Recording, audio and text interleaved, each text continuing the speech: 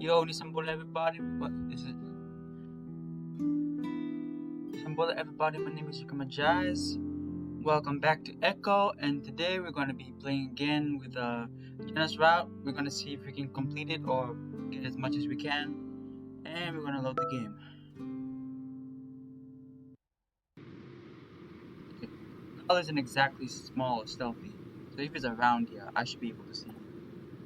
The more I drive, the more I start to notice how little maintenance the dirt roads receive out here. My tires take up soil and gravel and give it to mar the surface and drum in the seat. Like Flynn's truck or Lear's van, a little clunker isn't meant for this sort of vehicles. I can practically feel the maintenance bill growing. I press the turn of Jason Street and pull over to the side of the road. I reach back into my shorts and take my wallet, putting it into the glove box and locking in just in case. Stepping out of the vehicle, a cold sweat begins to form along my neck, and I have to remind myself that I'm 21. I mean, it doesn't matter. It doesn't really matter at that age because you still have a right to be very scared of what you're doing, though. As I walk through the clearing of dry bush, I'm reminded of the last time I was here. I had to fight with my parents. I think it was over my grades or Leo or something. Eventually, I had enough of being yelled at and took off for a generic teenage angst walk. MP3 player was with me at the time, so I had put my earbuds on and had the emo core cranked up. Hours passed and I was like I wasn't even awake, just meandering through the desert, bleary-eyed, directionless. I must have ended up on Jasmine because the abandoned school was nearby. I remember stopping to get rubber tie or something before I could. An arm appeared. It was furless, sort of pinkish, and incredibly long. This is the socket man. I can guarantee you that this is the socket man. This is the monster we saw on Leo's route when he killed the monster that was above Duke. It just sort of showed up in the corner of my vision, stretching out in front of me like someone was trying to hug me from behind. I'm starting to believe that this monster, the socket man, is actually like a good guy. The music on my MP3 player was stopped, and there was a complete absence of sound besides me ringing in the ears. For some reason, I still don't understand. I didn't move. Maybe I was too scared. I did speak, but all I could say was, "Hey." And then someone hit me over the back of the head and called me a cocksucker. I tried to take my MP3 player too, but I was clutching it so tightly at that point they just couldn't get me to release it. No matter how many times they hit me in the head, I ended up telling Leo about it later, and he basically forbade me from ever going near Jasmine Street ever again. He kept asking me who did it, and I told him I didn't know. Leo thought I was just trying to keep him from home. He went on a big speech about how where he comes from, if someone did this shit to a man, significant other, they'll be fucking dead. I was tired and my head hurt, so I asked him how well that philosophy was working out for everyone in this country. That just made him even angry, and he kept going about how he's supposed to be the protector of us all. Hell, he even name-dropped Sydney to help prove his point. Someone he over never brings up because it kills the people. I come to a stop at the edge of the clearing. This place looks like Breaking Bad. Albuquerque, New Mexico. The street sign on the corner at the base of the hill confirms my location. Jasmine Street, also known as Tetanus Alley if you asked Flynn. No wonder Jenna changed her name. What did she change her name from? I make a point to keep my tail from touching the ground, occasionally checking the path ahead of the checkers glass. Looking through the shattered windows of abandoned manufactured homes and griffin hilltops, I can't imagine Kyle in a place like this. Approaching Jenna's old house, I take stock of how it aged. Cool. Is that a house? Stucco. Unlike most of the other trailers about, it hasn't seen a good coat of paint in at least a decade. Oh, she lives in a trailer. The lawn is the lawn is overgrown with weeds and old convenience store wrappers laid and tangled within the grass. Even as little kids, we never played here, and I would always insist we go to Leo's or my house. Listening in and peering through the torn screen windows, I can see that no one is home. Moving on around the back, I hear some chatter behind the half-demolished home next door. Some familiar voices stand out instantly. I keep out on side behind the debris. It's a girl. No, it wasn't like that! Heather says in this babyish whine, practically a coo. There's a raspy, squeaking voice that I don't remember her. Who's this? You lit up here with all day in that shed, and you're saying you didn't do that? Oh, it's Jeremy. No! He was really, really sweet. I mean, he had an accent and everything. What kind of accent? That voice I don't recognize. It's sort of. I knew it was gravelly. It's sort of gravelly but artificial. Like something is trying to make a voice sound deeper than it is. You know, the Hispanic ones.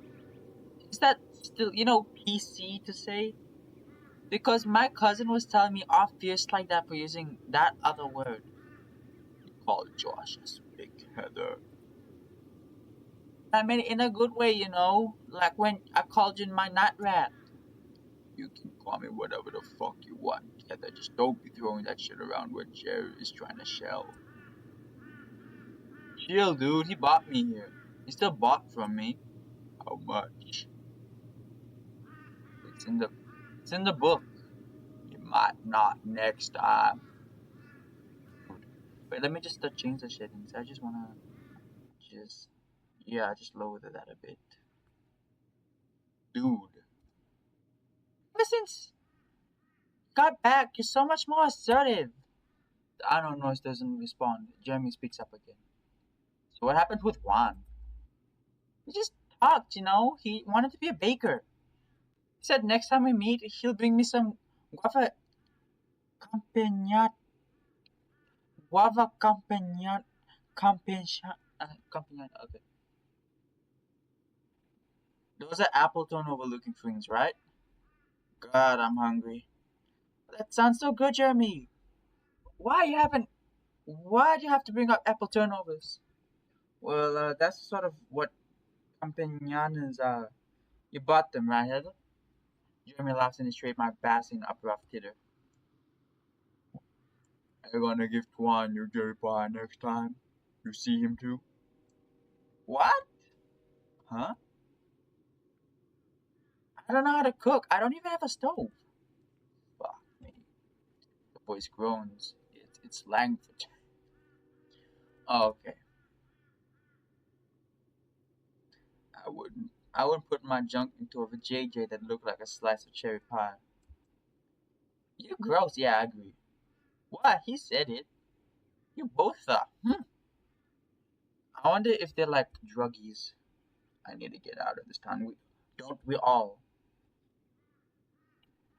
You haven't even been back that long. Are you upset about the dreams again? The dreams. Yeah, the dreams and shit are getting worse, but it's the other stuff too, okay? You just need to relax, dude. Smoke some, That's what works for me when I get them. So it's everyone getting them. I'm trying to not to use up the stuff I'm trying to sell. I gotta save up. Everyone around here seems to be losing this shit more so than usual. Plus that fucking bear laying around here all the time. That's Brian. Brian keeps pushing me to sell this cut, injectable stuff. Won't tell me what it is. Really? So pause in the conversation. Keith wants to say hi to his mom before work. Well, what? Keith wants to say hi to his mom before work. Heather. Keith wants to... What? Yeah, why is she repeating that? What's wrong with her? Why are you saying that, Heather? An increasing sense of urgency takes hold in Jeremy's usual calm, lackadaisical tone. Keith. You mean... You mean Keith from... Heather begins to sob. Her crying is sputtering and wet. I can hear it from here. Oh, God! Heather, dude, what's wrong? She continues bawling, her whining cry increasingly shrill and choked. Oh my God! Heather? I can't deal with this right now. Micah, give her her joint. Micah, what? Well, I ain't giving any more, man. She's probably pulling this shit just to get more. Dude, now! I got some of mine in the mini storage out back. Just hurry, okay? Fuck, okay. Hearing footsteps, my heart lurches. I back around to the other side of the structure, praying that my clumsy artist self is actually stealthy for once in my life. However, it isn't long before I see him around the corner just as I did. What in the goddamn shit? Micah's big eyes widen in alarm, words catching his throat higher pitched than in others. There's a pause, and having been caught, I haven't got a clue what to say. Well, shit, it's really you. He mutters, his face taking a more stern expression. But what? What the fuck are you doing here, schizo? I'm jolted for a moment. That had been something that I haven't been called in years. I swallow, crossing my arms, trying to look nonchalant. Looking for Jeremy. Thought you fucked off to college like the rest. I thought you disappeared back in your weight. A quiet half escapes from my bed. Well, I'm here now. Heather's crying can still be heard in the background, her banshee like wails providing an odd ambience for this reunion. Why do you need to see Jeremy? I'm looking for Carl. An indiscernible expression takes hold upon Michael's face, intent with his gaze flicking off to his surroundings. The rich goat ain't here. Why? Is Leo with you? No. Suddenly Jeremy approaches from around the corner. Dude, what the hell? Moops. The stout Phoenix turquoise eyes bulge. He's much more round than I remember him, looking like a mix of Jenna with Carl's body. Schizo's here. Oh Jesus, where's the wolf? He says he's not here. Guys, I'm looking for Carl. Even the police are searching for him now. Micah tenses the hell up at the information. His standoffish demeanor completely gone. One of the few people who talked before he went missing around midnight was you, Jeremy. Do you have any ideas where he could have gone? Jeremy stares ahead at me blankly. There's a certain warmth that Jenna possesses to her gaze that her brother completely lacks in. I look at Jeremy now, and all I can see are the times he threatened me over stuff I didn't do. Called me a faggot and hit me. I wouldn't be surprised if he was gay himself. Yeah, there's definitely something different in his demeanor that I remember. It's less intense. Schizo, I tell you if I knew. I just hooked him up yesterday, like a quarter mile from his house. Ever since he crashed his ride, he makes me come out there to him when he wants to buy. But did he mention anything about running off? Heh, I can't see Carl running. Why the hell would he want to when he got everything he want in that castle? Good point. The castle. Which is why it's worrying that he isn't there. Did it look like somebody broke in? No. Oh. You didn't give him anything laced, did you? I don't really know how all that works. No, it's the same stuff I smoke. That's not that reassuring, but I nod regardless. Well, thanks. We're staying at Carl's if you hear anything or see him around somewhere. Jeremy frowned, canting his head from the side. Wait, is Jenna with you? Yeah. Jeremy's frown deepens, but he doesn't look exactly angry or anything. Oh, how's she doing? The usual. Better than everyone else. Jeremy frowned shifts to a lopsided smile. The fox even grinning for a second. One of his front teeth is chipped in half. Sounds about right. Michael looks over his shoulder. Gonna get that joint now. He moves fast as hell. Nice soul patch, fag. I don't want to snap back. Michael moves on towards the mini storage without incident. I feel it boiling in my cheeks. My fists begin to clench. We're adults. Why the hell do they still treat me like this? This must be how TJ feels. Jimmy watches Michael for the moment before stretching his gut. His eyes are upon me now. Yeah, you should go now. Oh yeah. I'll let Jenna know that everything is all good here. Jimmy just stares at me, then walks back to Heather. She's still crying.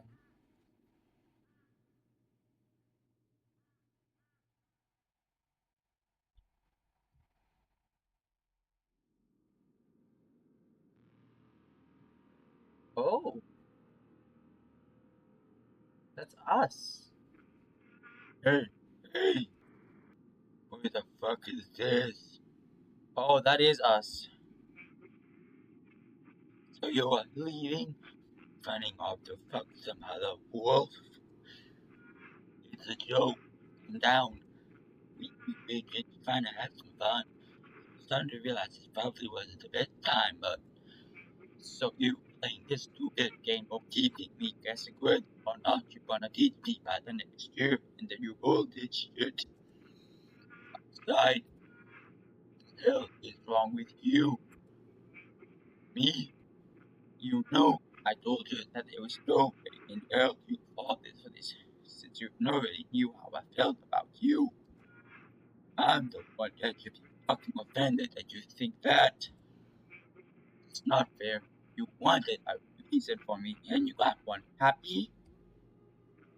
What's wrong? This was your idea. The phone clutched in his hand disappears. It's a prank. Making me think that I just lost my altar is a prank? If this is a fucking joke, then you need to learn how to make one first. Why don't you learn how to take one? How was I supposed to take that? Just laugh and shrug when I said, well, fuck, for so much for that.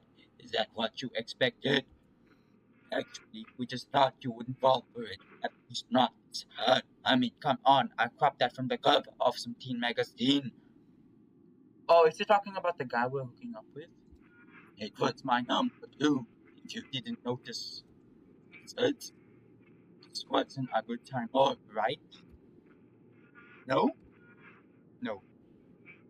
What the hell are you doing here anyway? Him Hester landed last week, so you're staying at home for the summer? Of course not. I'm staying with Emily. You need to calm down, Leo. How can we ever have fun if you're exploding all the time?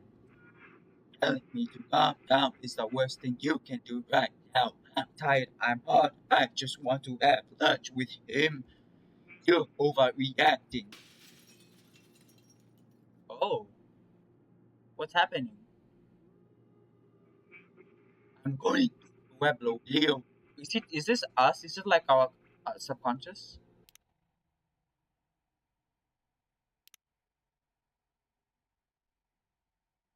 I stare into the grainy darkness. The motel room is dry and stuffy. The air conditioner must be off. I look over. She's next to me in bed. He's curled up in a fetal-like position, his knees raised and his tail between his legs. Aww. TJ doesn't usually sleep like that. Leo lays in the bed across from us. He's laying on his back, his form perfectly still. There are no covers on him and he's still in his jeans from yesterday. Neither of them are snoring or even audibly breathing for that matter. It takes me a moment, but I can't even tell if Leo's eyes are closed or not. I picture it in my mind, him slowly turning his head looking right at me with no expression. He has no eyes, they're just shadows. I blink, trying to shift my legs between the shift. Fortunately, I can. I'm not dreaming anymore. Leo isn't actually looking at me. Why did I even think that? And why does it make me so unnerved? And that dream. Jesus. I slide my feet from under the covers and sit upright on the edge of the bed. Maybe a splash of water will make me feel better. I could really use a dip in an actual pool. At Pueblo, there's so many of them around. I take it all for granted. The realization dawns on me that once I graduate, the chance of me being able to afford a place with one nearly are almost none. I wring my tail, some in my paws. Fur is oily and damp. I definitely need to take a shower in the morning. Hell, if the motel tub doesn't look like it had seen 20 years worth of dirty feet, piss, and cum, I would have taken a bath. But first, I've got to get that AC going. I walk over to the wall-mounted AC by the window. I'm surprised this place doesn't use swamp coolers like every other home in Echo. It takes a second for my eyes to adjust to the darkness, but I manage to find and turn the control knobs. Despite cranking the thing to max setting, only a petty stream of air is exuded from the front vents. It is cold though, so there's that. I stick my face up to it, the blowing air on my whiskers making my jowls race instinctively. It's refreshing and the world seems a little less hazy. Still, I feel gross, more so than usual. Remember on Saturday morning, I woke up super early to clean myself, trim my facial scruff and head fur, and just to look presentable as possible. I don't really know what to try and impress, maybe show everyone that I was well adjusted and normal now. All the grooming work I performed didn't last 4 hours in that hot car ride up to Echo again, especially when the AC went out all the way from Gulf City to Route 93. I was excited to see everyone again, really. Rose tinted glasses and all that sort of thing. As much as I hate Echo, the moment of hanging with a group growing up are still some of the best I've ever had. Even counting recent college happenings, we were all friends, but that friendship came with a lot of serious weight to it. Baggage that was never unpacked, I guess. I didn't honestly expect us to even try to. Flynn had other plans, and who could blame him? After that, Leo's freak out and Carl's going missing, any sort of semblance of fun, Al's spring break is gone. It's like there's this buzzing tension in the air, methane filling up a room just waiting for the lighting of a match. God, and here I am, whinging about how the mood is ruined but my old best friend is just fucking gone. What the hell was I honestly expecting? Us to all just hang up a bunch of Christmas lights in years back up, grill up some can asada, get drunk and dance to a bunch of indie playlists. And of course I'm fantasized about some sort of brief reunion with Leo. I mean, that's natural, right? What if I didn't expect was this whole thing with Jenna? I'm still sorting out how I feel about it all. I glance briefly to my camera bags at the end of my bed. I have a feeling I'm not gonna get much done for my project. With some reluctance, I put my face back from the cooling vents and head to the bathroom. I try to shut the door behind me quietly, and it's still pretty loud. I look at the sink and I realize that it isn't going to cut it. I toggle my shirt and underwear and place them on the counter. I'm just throwing them to the floor, but I don't really expect them to really know me and miss here. I step to the shower, get hot quick, so I fiddle with the handles on. There's some red fur tucked in the corner, so I'm guessing Leo thinks it's probably as well. If word the police will come by, so he said it. He insisted on staying here while we fix the house. I remember him and used an hour-long showers together back when my family was out of. Oh, okay. My parents had one of those walk-in and Roman-style showers with marble tile, but it was the coolest thing. I bent down and picked up 20 complimentary shampoo bottles from the rack and began to lather with a complimentary curl. Exactly the best way for specifically my type of curl, but it worked for now. Bet Jenna would have loved that shower. She was an up-down well, she was one for most of her life, as they call. I think she lives off campus now in a studio apartment she built. I never actually probably sufficiently right money and capacity. Very beats the hell out of communal dorm showers, which I'm not as disappointed with. I don't think they will be good in the first place because it feels like the ones that don't have um banisters or like barriers, then it's not going to be fun for anyone because I don't want to see anyone naked, regardless of who I know. Like I would rather take a shower by myself, not look at any other person naked, and I don't want other people to look at me. I don't want to look at other people, and I don't want other people to look at me. I just want my shower and I'm being lathering further down in the middle in the is going to form 6 months. What is 6 months? Muscular using a bit. Whoa.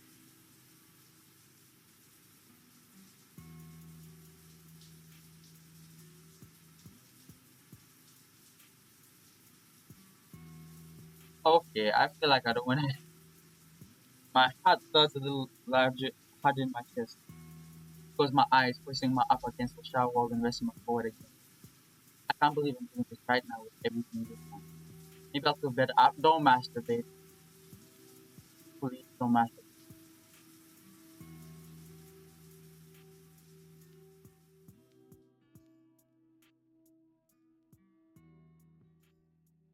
I step out of the bathroom in my towel. I wasn't expecting to take a shower when I first went into the bathroom, so I didn't bring a change of clothes with me. Creeping over to the pads of my feet, I disrobe and quickly begin to pull out a fresh t-shirt and shorts from my bag. Chase! TJ and Leo are no longer in bed, the links over by the light switch, squeering blindly at me. Well, Leo blinks at me. Buenos dias. I quickly try to scamper off the rest of my shorts, foregoing underwear for the time being. Oh, Jesus, sorry, Jace. TJ turns, quickly averting his face. You're looking really pissed at me for some reason. He just sighs some, rubbing his eyes. Thanks for the show. Your phone was going off while you were in the shower. My cheeks feel a bit warm as I manage to finally get my shorts up to the waistline. Oh, who called? Liv just blanket me, looking more tired than any of us. I wasn't going to check. An uneasy look punctuates the comment, as if catches me a little off guard. Can I turn around now? Yes, TJ. Thank you. Aw, you don't have to apologize. The lynx uncovers his eyes and moves to the bed, sitting back down. He still looks like he hasn't fully woken up yet. Sorry for waking you up, guys. I was really needing a shower. Other stuff, you know. It's okay, Chase. You kinda woke me up from some pretty weird dreams. So thank you. He manages to smile, still trying to blink the blurriness out of his eyes by the looks of it. His irises begin to narrow back a more steady state. No problem, TJ. Actually, should be getting back out there. It's 3:30 in the it's 3:30 in the morning. Are you sure? I finished putting on my shirt and moved to check my phone. Yeah, I'm sure. Man, when I find that goat, I swear to God. He stretches some before stifling a yawn. Not gonna yell him out of my sight for a month. Text from Jenna. Hey Chase. I can't sleep, so I'm heading back to the motel. If you're up, do you wanna go out looking with me? I'm feeling a little better after my shower, so I send Jenna a quick text agreeing to help with the search. What does it say? TJ cants his head, peering at me with a sort of dazed, curious look. Jenna was having some trouble, so she wants to go out searching. Leo looks up at me, his expression indiscernible. Isn't it kind of dark to try and look for him? And dangerous. I mean, not that I'm trying to dissuade you all, it just seems kind of harder. It's that whole 48 hours thing. The harder we look now, the better. Sitting back and praying everything will work out won't do any good. TJ's eyes widen some, looking a bit taken aback. His jaw twitched some, the feeling looking down at the sheets between his legs. Hi. There's a knock at the door. The sound of jingling keys can be heard coming from the other side. Is that Jenna? There's a scratching noise of metal on metal, the door being on. After a moment, it opens. Hello?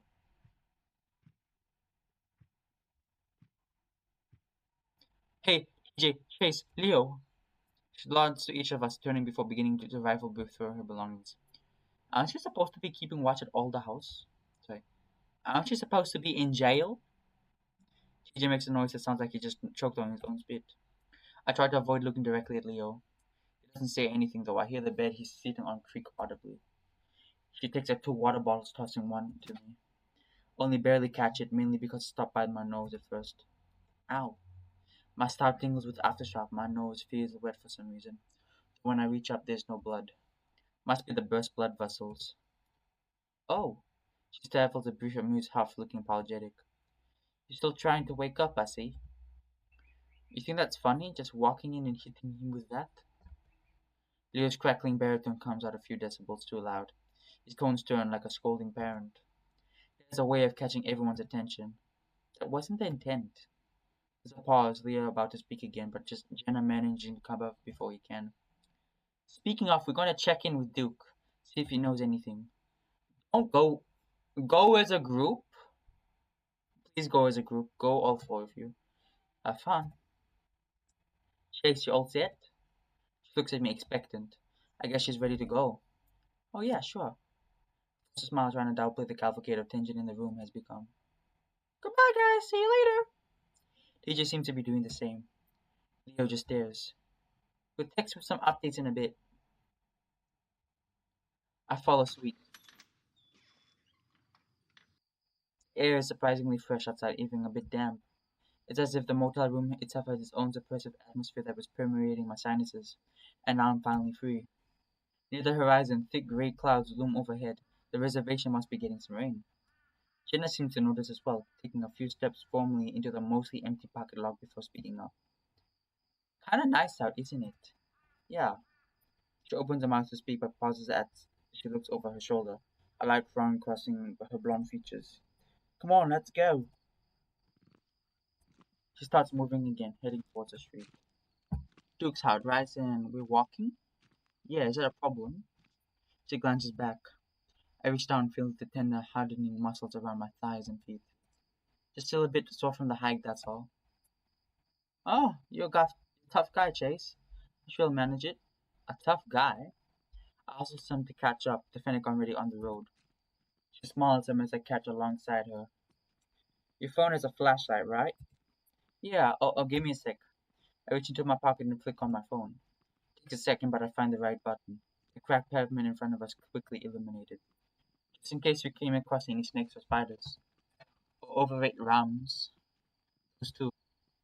I shine the phone towards the sagebrush that winds across the narrow wash that passes by the motel. It's like I'm half expecting to see Carl's goofy green muzzle peeking out on the brambles. I'm sorry that I woke you up. It's fine, I wasn't in the shower. You woke everyone else though. Hmm. Jenna straightens her tank top, peering through the cracked glass window of the old ice cream shop. Even the for lease sign on the awning is mostly faded away.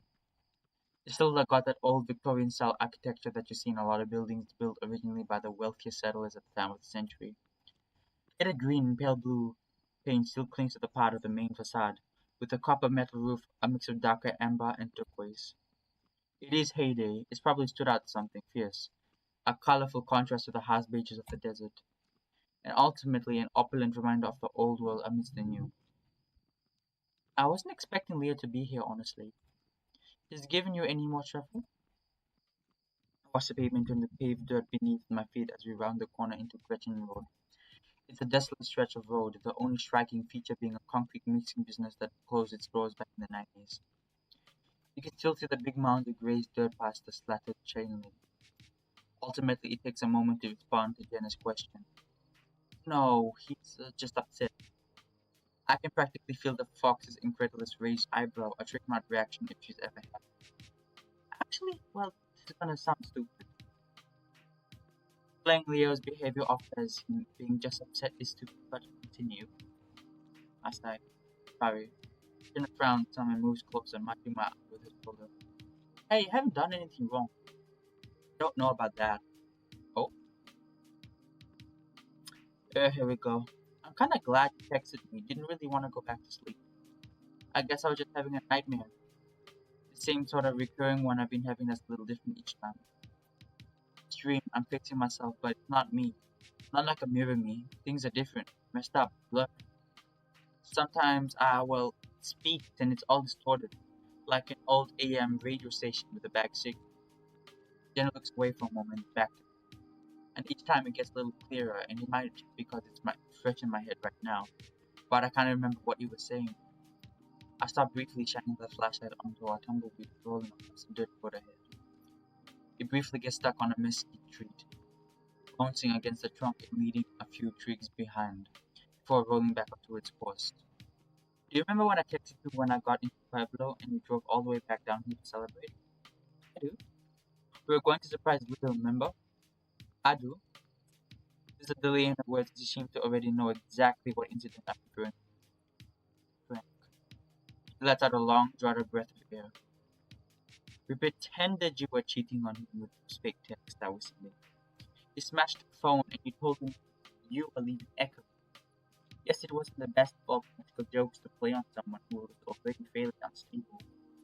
He wasn't. Chase, what does this have to do with your dream? She cut me off, a ton more curious than stern. I know, it's just the whole thing was just playing back like I'm trying to record everything that happened. All the fake text messages you sent me is Jared, me leaving the phone on the table, Leo confronting me, then you showing up and telling me it's a joke, me overreacting and then smash. I make a motion like I'm going to toss my phone down. Jenna flinches, instinctively grabbing for it before slowly furrowing her thin brows at me. Has Leo been guilting you about that? No, not really. So you've been feeling guilty then, I guess. Why else would this be, manifesting my subconscious? Well, I'll usually recommend expressing this to Leo if I didn't think the attempt at reconciliation was perceived by him as you two to get back together. She rubs the bridge of her short nose before crossing her arms over her chest.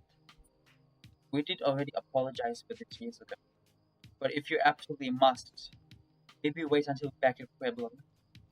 He's clearly got some issues to sort out right now, and you're under absolutely no obligation to try and solve them, especially considering his recent behavior. It's incredibly difficult to help people that don't want to be helped. I agree. You're probably right. She gives me a sidelong look.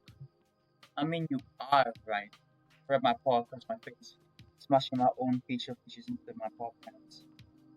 It's just shitty, I guess. You know someone for 15 years of her life and grew up with them. That's like, I don't know, a vested interest. I was there for every big mistake, trump you, name it. I'm not sure what exactly further support I can even offer at this point. It's just been too long. Plus, I'm gonna get in as soon as this weekend's up. So what's the point where I'm probably just gonna fuck things up worse? Chase. Jenna's tone is curt. Look, I look over to see her face very much matches her tone. Leo was dry humping you at a kiddie arcade. You do not need to feel disconflicted about being upset about that. Look, there's a moment of hesitation like she knows the right words to say but needs time to phrase them more delicately. I understand that men have different hormonal attraction to each other than generally what I feel as a woman when I am attracted to someone. For men, that feeling of attraction, and I'm paraphrasing something that you probably already understand, or at least an intuitive level, is broadly more physical and sudden. There's an emphasis on aesthetics as well, the mechanics of what's happening.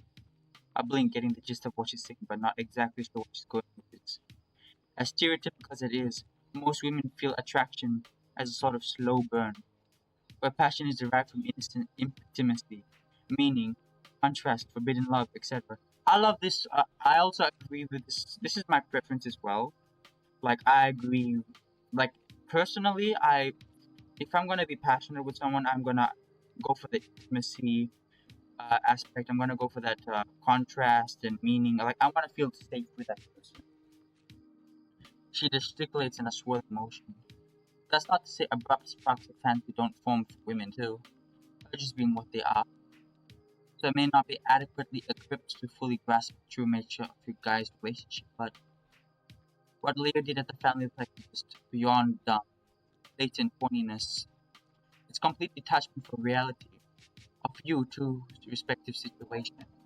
Jenna's voice raises them louder than her usual control level and probably inappropriate for the time of night. It's upsetting, especially so what's with all this going on. I continue to walk slightly ahead of Jenna, unsure of what to say and feeling like I've met her gaze right now. I regret it.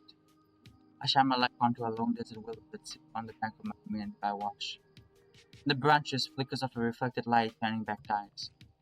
It's small and sitting squarely in a nest made from bramble like it's off the temple from earlier. Good, I announced monotoned. Jenna stepped up beside me, handing on her lips as he looked where I'm now pointing. She exhaled with some exasperation before responding. Yeah, looks like a wren. How can you tell? As far as I know, Jenna was never much into nature of animals. Wrens are the really fat ones, rotund. She pushes her small hands together, making a circle to emphasize the roundness. Her eyes must be better than mine because I can only just barely make out. I think it's also because fennec foxes are good at seeing in the dark. I look back at Jenna as she's still staring up at the tree. Something about the whole scene of it gives me the strange twinge of nostalgia. Just wandering aimlessly about Echo with nowhere to go and nowhere to do. And how we thought that feeling would last forever. Is it just me or this conversation kind of familiar? Not the bird, I mean. You and I are walking around, talking about stupid things Leo's doing. Yeah, that's not too much out of the ordinary. She smiles some, and I can't help but smile back. Yeah, that and God, do you remember showing those yaoi comics you got from the mall? Oh yes, I hid them under a rock from half a mile from my house. I had to fight a scorpion to get you those Coco Tanuki AI issues. Jenna let out an amused noise, shaking her head. While my relationships with the rest of the group, besides Leo, have remained stayed the same after we found out, like guys, Jen and I actually grew more close after the fact. Despite not really being too into anime, talking to her about manga and the dumb romance stuff is always kind of fun. My hero, okay? My Hero Academia? I sort of remember discussing the differences between yaoi and bara. You talking now just kind of reminded me of that. Saying those two words out feels weird. Boys love and man's love, right? I do remember that face. I'm surprised you do. She says this with a forced teasing tone to her voice for some reason. I cant my head curiously towards her. Why wouldn't I? I really enjoyed all that. Talking with you about it, I mean. Truly, I suppose I thought I was only being human for my special interest for fixing the rest of you were not remotely as interesting. It's little now that I think about it in context. I very dismissively. No, I mean, you weren't like a fan Yoshi or anything. Hell, you should have just seen all that sort of yaoi junk Leo kept on his computer. Fujoshi and the Ring. Sure, whatever. And yeah, he was pretty into the most funny stuff. Jenna loves them. Hmm. Most Yahweh is written by a woman who's never met a gay guy before, and it's full of gender introducing tropes and dubious consent. Yes, sometimes that's hard. I'm surprised the words leave my mouth and I immediately feel a burn around the edges of my ears. Jenna looks at me. I can't quite read her expression now in the darkness, so I'm not about to shine the flashlight on her. Yeah, that's part of why we read it. As long as it's understood as fantasy and not normalcy. That is an important discussion because there's a lot of fetish porn, like a lot of incest porn, like especially for like the queer community. It's like a lot of artists that do like incest porn is like a fetish, as a fantasy and not as like something that should be normalized. And like the way it's treated, it's like very questionable and very dubious. Like, why is a father having sex with his son or vice versa? And when you think about the implications of it, that is very fucked up. And I'm not gonna, I'm not gonna judge you verbally, but then it's not personally not into that type of stuff. But you understand why you probably don't have a father in your life, or you probably want that affection from your father and you don't know how to get it, so you just watch stuff like that to have that projection. Of course, I nod. But to take this back to reality for a second, no one should be forcing themselves on you like that, no matter what they've seen in the porn or how long they've known you. Right, I appreciate the concern. I nod again at Jenna, who's returning to scanning the nearby underbrush. However, I can't feel at least a little like I'm being treated like some bad victim here. Yeah, I'm just too numb these days to feel like probably should.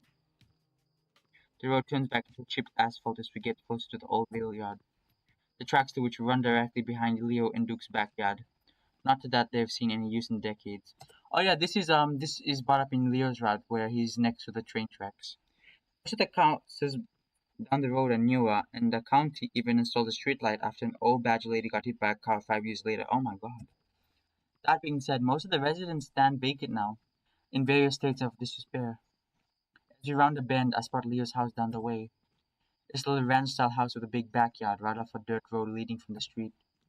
It used to be his family's home before they moved out. No cop cars parked out front or anything. Not that I really expected there to be. Ooh, I love this, the way this is run. Jenna Cheryl slows for a moment, peering over her shoulders. Her senses are better than mine, so I lessen my pace as well, trying to listen carefully. It's dead silent before the usual desert ambience. The rustle of breeze-swept trees, chirping crickets, and tweets from local night birds. I turn back to look at her. What? She frowns to herself. Nothing. Wait, did you hear something?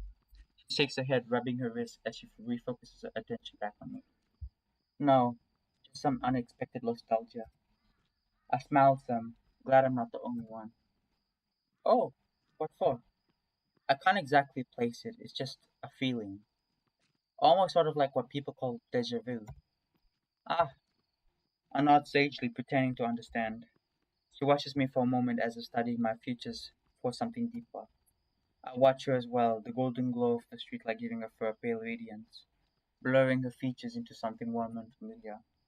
Her bushy tail sways and I can see the light plumes of desert dust scatter away from the asphalt beneath. They dissipate into the air like smoke from a cigarette.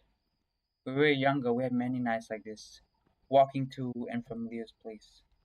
Most of the time, we'd be chatting about video games we've been playing on some manga that Jenna had gotten into. Looking back, I can tell she savored those times. The fleeting moments she had away from home where she could express her passions without fear or judgment or ridicule. Well, occasionally they had been ridicule, but of the good faith sort, I think. Whether she criticized some dumb thing I said, or weird ass phase I was going through, I never felt like she thought lesser of me. She suffered through my late 2000s prostitute highlight scenes phase after all. She was just trying to encourage me to be a better person. Those long walks and talks we had were like ways to gauge our old small town induced insanity. It was during those times I felt more secure in myself than I ever did myself anywhere. But it's also where we understood we truly didn't belong here. I can't help but wonder if that's what she's thinking of now. She smiles once, then picks up the pace again. I step up and match her speed. I hope Duke still works late shifts. I recall it being quite nocturnal when we were growing up. He works at the Blue Diamond Casino by the reservation, right? Mm-hmm. As far as I can remember. I used to think that only Native people get jobs there. Yeah, isn't it like a stereotype where a lot of Native Americans can only, like, a lot of Native Americans can easily work at a casino because the casino is built in a dead burial ground? I know they're trying to keep it that way, but many of the locals in the res lack the skill sets and training for those sort of jobs. Hence the outsourcing. I think Duke was at least worked as a security technician. Huh? I guess I didn't know him that well. Me neither. But he's friends with my father. I can see Duke's house now.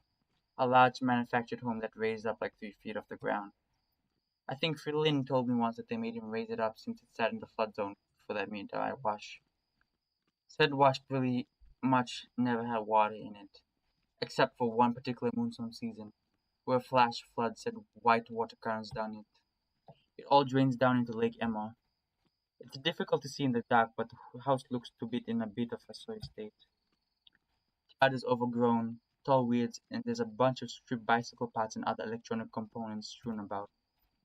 Jenna sees it too and lets out an audible hum, as if acknowledging some confirmed suspicion. I'm about to ask her what's up when she speaks again. You know, my grandma never left the reservation, no matter how bad it got down there. I used to visit her a lot before she got sick. Oh? There's something about the tone in her voice that made me think I should stop walking. I turn and focus on her. Hmm. I don't believe in any. I don't believe any of you guys have ever met her. She's probably the most down-to-earth member of my family.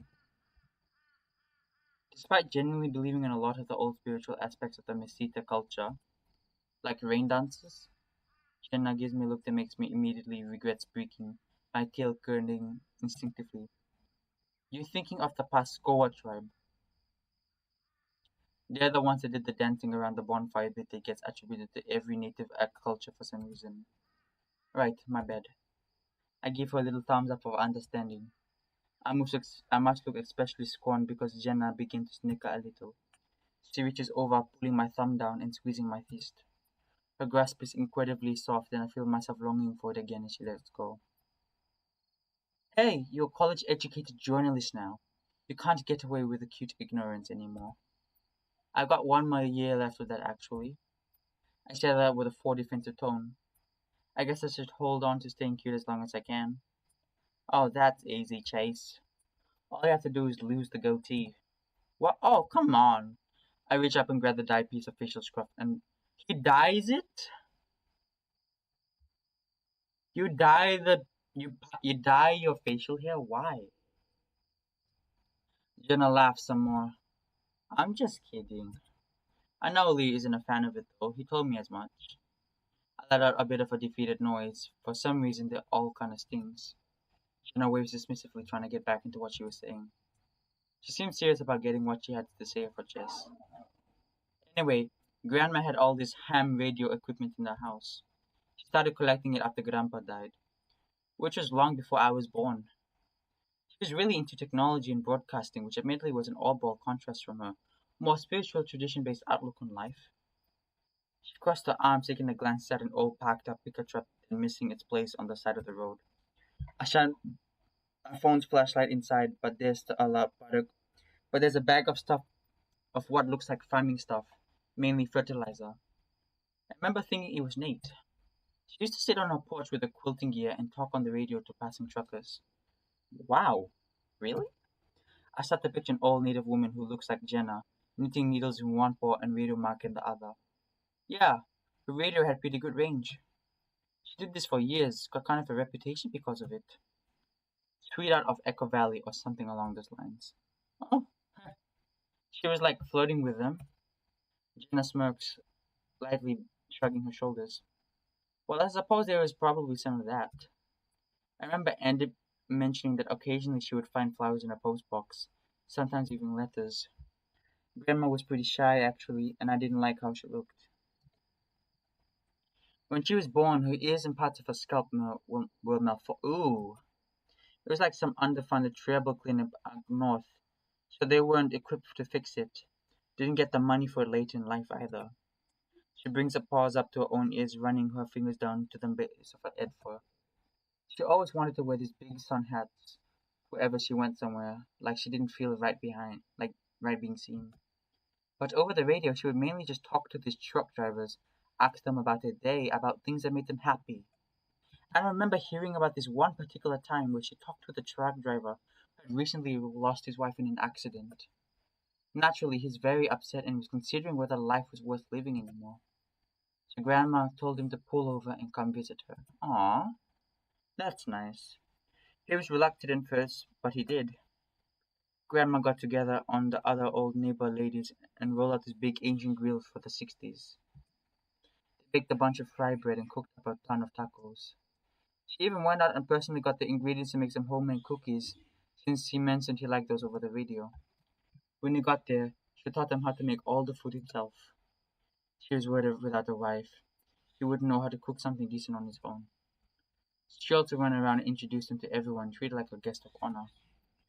He wasn't this little rat guy, really meek. First, he was worried he's being awkward and out of his place, but they talked for hours and hours, way into the night. His wife and him have been together for 18 years, and she was an art teacher at an elementary school in Two Canyons. Oh, that's tragic. So before he left, she and him made a sand painting. A sand painting? I'm reluctant to interrupt, but I've never heard of that before. It's a painting in sand, usually done with pigments. Oh, I remember, what is it? I was in a prison. This was for my art trip. It was like a small art trip for the class. And what happened is that in the Fiji Correctional Center in Lamy, I think it's around Lamy, there was this art exhibition held by prisoners.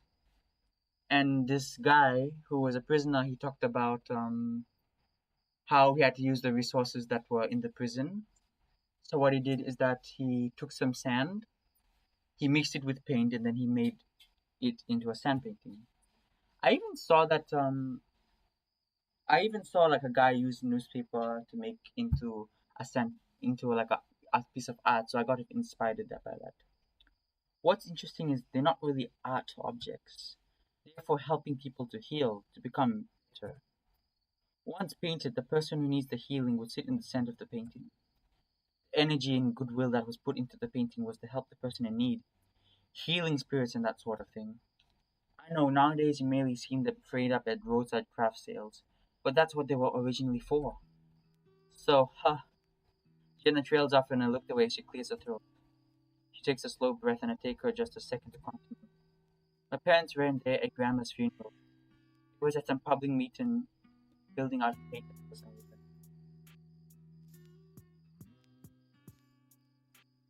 For my family, it was just Adam and I. Adam? Really? It was just a long while ago before it started changing. We were nearly a third of the way through the surface when this red guy shows up and I had to ask Adam who he was. The only people there up to the point were us foxes. After that, I started noticing more non-foxes coming in. Some were literally wearing the stereotypical trucker hats with the holy bits in the front. And of course, half the people there were really confused with this guy's work. Like maybe they were all at the wrong funeral.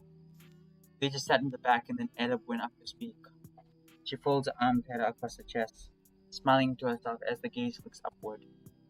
Adam started his way through his speech, but at the end of it, he started inviting up new arrivals in the back. A lot of them were fairly good-looking guys, you know. And one by one, they get up and start reaching letters. She pauses again. Letters thanking her for being so kind, for giving them time to talk about their problems, or just being so witty and fun to speak. The rat guy, God, I remembered his name, the wish went up last, and his letter addressed Grandma like she was still there with us. He talked about how he was doing, how tough things were after what happened. He mentioned his wife by name, about how losing someone so good and special could make it feel like the world had become so much darker. But how it's always important to remember that there are still good people out there, even if they're just someone who can lend an ear for a while. I love this because I agree with this sentiment. But even though like the world may be dark, because I remember losing my grandfather. I remember losing my nana. Um, like just recently. It was last year September, and but I managed to meet up with a lot of the people I was working with, a lot of the workers that worked for Nana, and it was actually pretty nice because I actually learned to improve myself by working with an electrician. I am still now. I should go by now, and a mechanic, and they were actually pretty nice people. And it felt like I would actually talking to us about grandma. I thought about that a lot when Adam passed. About how maybe it wasn't just a chemical imbalance, perhaps it just needed someone to talk to. She kept her arms and still tucked over her torso, so it looked more like a self-bracing measure, a far cry of her usual standoffish posture. I always thought about how it's so goddamn lone out here. She gestures with both her arms to her surroundings. I peer down at myself back to Jenna. She lets out a little noise that sounds like a sigh before she ignites. Not you specifically, but rather anyone stuck in this place. What is it with Echo and taking away all that's good? She looks at me now, but I might as well be a brick wall for how equipped I am to answer the question. I feel almost rhetorical in nature, something with so many reasons that you could apply that it would become simply too much to try put into words. I sheepishly hold up an arm. Would it be too patronizing, too much of the stereotypical guy thing to reach out to her now? It's a moment of vulnerability for someone who's cultivated a life worth of being invulnerable. I suppose we all got heavy shit under the surface. Jenna probably most of all. And while some of us downplay with jokes, self-deprecation, and lashing out at others, Jenna's always kept it under said surface. Seeing this brought to light feels like something raw and uncomfortable, something understood to be immovable and removed. I look past Jenna to the wash, like the desert flooding. I I stare looking back to her. I can feel my mind going blank like a teeter. Expressions indiscernible, but she's still looking at me. I don't want to say this because I don't want to. We keep each other sane. That's an interesting thing to say because on one hand we are still pretty fucked up, but I guess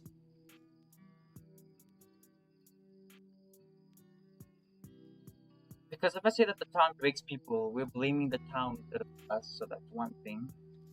But if we say we kept each other sane, then that wouldn't explain all the bad shit that's happening. I'm gonna go with that one. I was really fortunate growing up. Had a boyfriend I loved.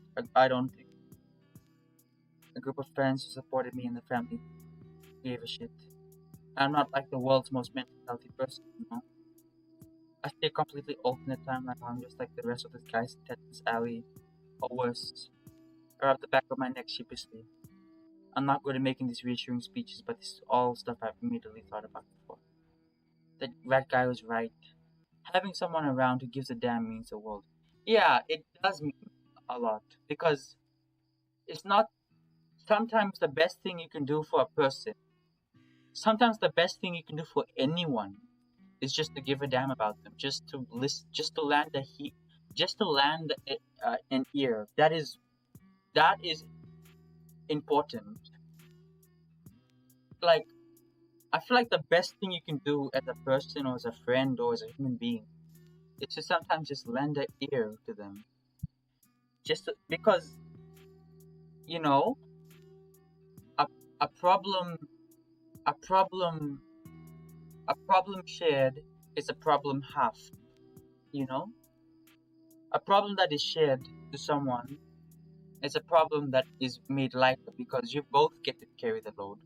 And I don't mean like they get to carry the load, like they get to be the burden at all. I mean like you don't have to be the only one that faces a problem. Just speaking about a problem to someone, even if they may not understand it, is is really healthy because at least it's something you get to talk about with someone. And it also is about like confiding in each other and then like helping to get above the problem. And isolating yourself from said world isn't how you make yourself better. It's the opposite. Yeah, exactly. And for keeping me sane, I do think I kind of have to thank you for that in some part. My voice cracks and I try to cover it with a cough. Smooth. Thank you, Chase. Jenna smiled slightly. That's actually rather beautiful. Has it been on your mind for a while? I shrug. Lately, at least. Well, I like to think that his and your sentiments are true. If we have time, I might stop by to see Jeremy. When I talk to him, sound like he wouldn't mind seeing you again. Jenna chuckles briefly. It's strange, isn't it? The notion of you talking to him now, as adults. As kids, we were all sorts of bored of over truly stupid things. I suppose I'm curious whether he's grown up as well. I guess we'll see. Jenna raises a brow. Maybe, I mean, all this being said, I'm truly not excited to go back and talk to him or his friends. For Jenna's sake, I can grin and bear it. I guess I have to ask, what made you think of this? I guess, the story about your grandmother. Was you talking about tech stuff and reservation? Then upon his question for a moment, looking a bit more than usual self. However, there's still a slight unnerved tinge to her, like the tail is an extra bit bristled. I suppose that's what got me talking about her, though I started thinking about it all earlier. Oh,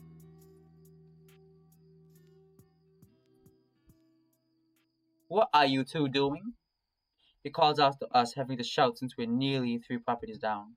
At Pueblo, I cringe at the idea of someone shouting at this late in the neighborhood. However, most of these houses are long since abandoned. Jenna and I exchange a look before making our way closer to expand. The lanky weasel is certainly looking rough around the edges than I remember. The old man taking slow steps in his overgrown front there. I thought he would be like in his early 50s, at least. At most. Of course, he's got his gun on him, his paw gingerly clutching it while the other brandishes a cigarette. Or at least I think it's a cigarette. Real late for a stroll, he mumbles. Duke? Hi, good morning, it's Jenna. Is that Chase with you? I hold up my paw and wave. Hi. It is. He takes a drag from the fat cigarette, and I see some embers fling out as he taps it. And that is a cigar. Or a joint. In my mind, I imagine one of those little specks of fire catching on some untrimmed grass beneath, setting everything ablaze. I knew it. What Leo's been saying is true. He was seeing shit as well. Confronted him about it. And he got a wild look in his eyes, pushed me to the dirt. But here you are in the flesh talking this time. I give him a befuddled look. What is he talking about? Well, Leo's going through a bit of a rough time, and that's certainly no excuse for the violence he opposed against you. However, we did see you at Carl's house, and you might have heard that he's gone missing. Hmm. Well, good timing for your arrival then, Jasmine. It's Jenna now, but that's beside the point. His bloodshot eyes shifted from me to her, and that makes me even more uneasy. Have you seen Carl last night? Oh, her name used to be Jasmine. Duke clicks his tongue, shaking his head more times than he really needs to. I don't think you're investigating the rat mystery here. Jenna raises an eyebrow. He points at a swollen pink finger in my direction, just looking at Jenna. The real question is, why has your friend here been snooping around our houses here for the past month? I don't know. It's not us. What? Jennifer has her brow, a light sigh escaping from her between lips. I don't know what?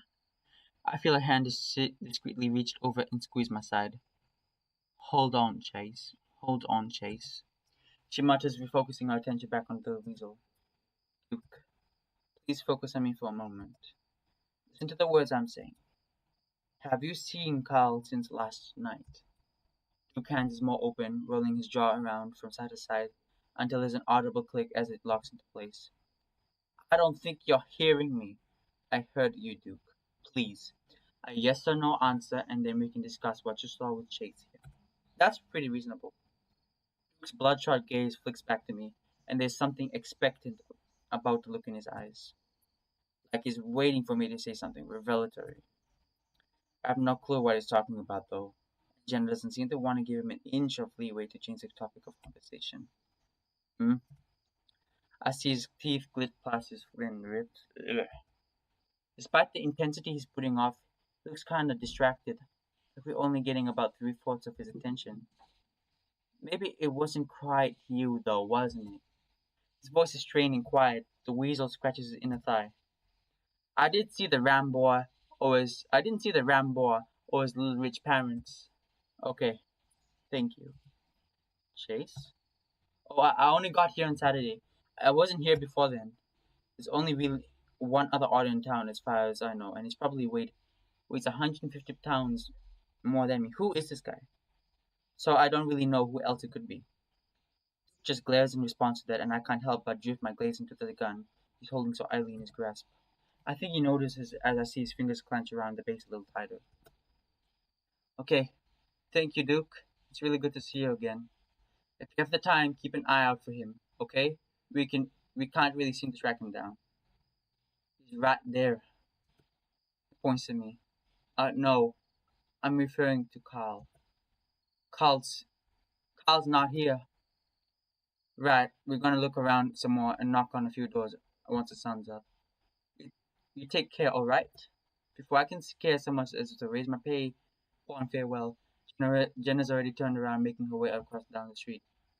Again, I have to hustle to catch up.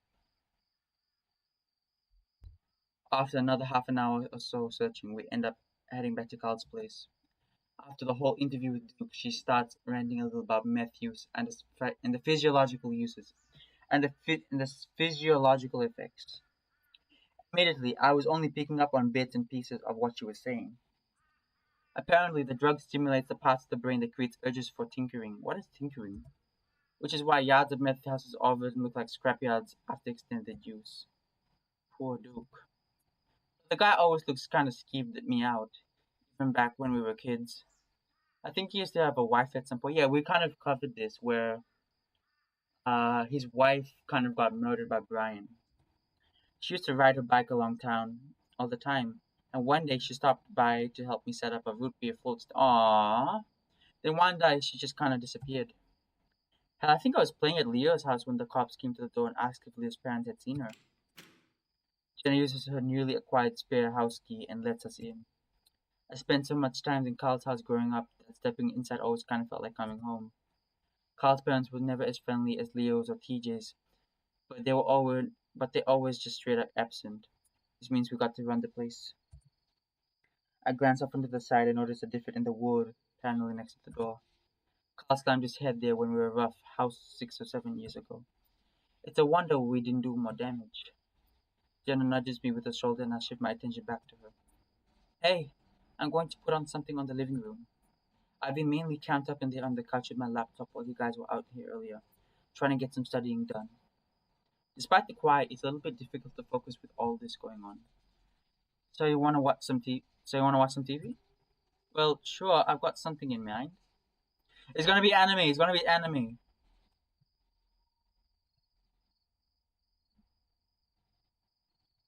Flynn had turned the air conditioning off last night, so we've gotten the ceiling fan gone away.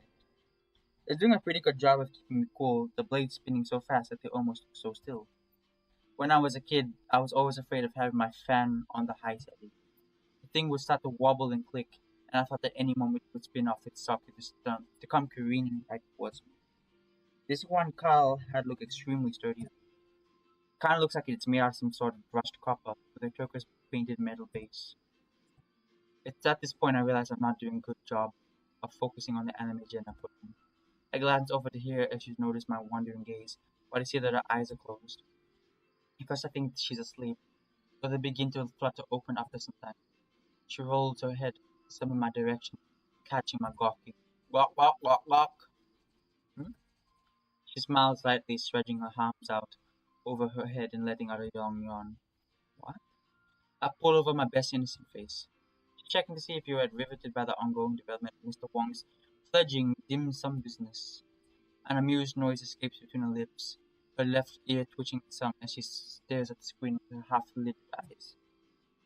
Had the magical demon girl shown up yet? The magical demon what?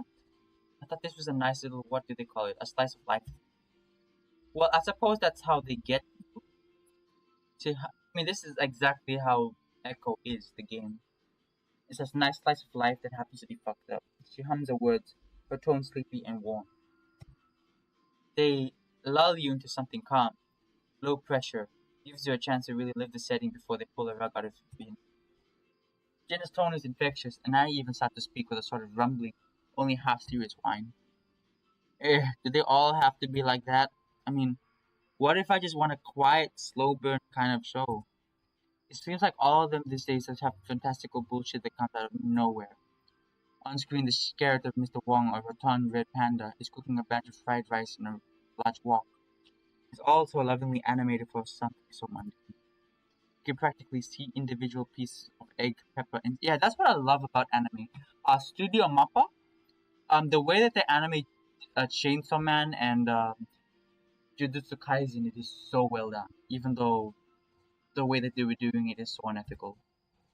Chase, there are plenty of slow burn shows out there. And how would you even know? You told me you don't keep up with this stuff anymore. I mean, I occasionally will be putting on some anime on when I'm bored back in Pueblo. Oh yeah? Yeah, well, I guess hanging out with you has made me kind of interested again. Jenna smiles again. I can see the little tips of her tiny fangs.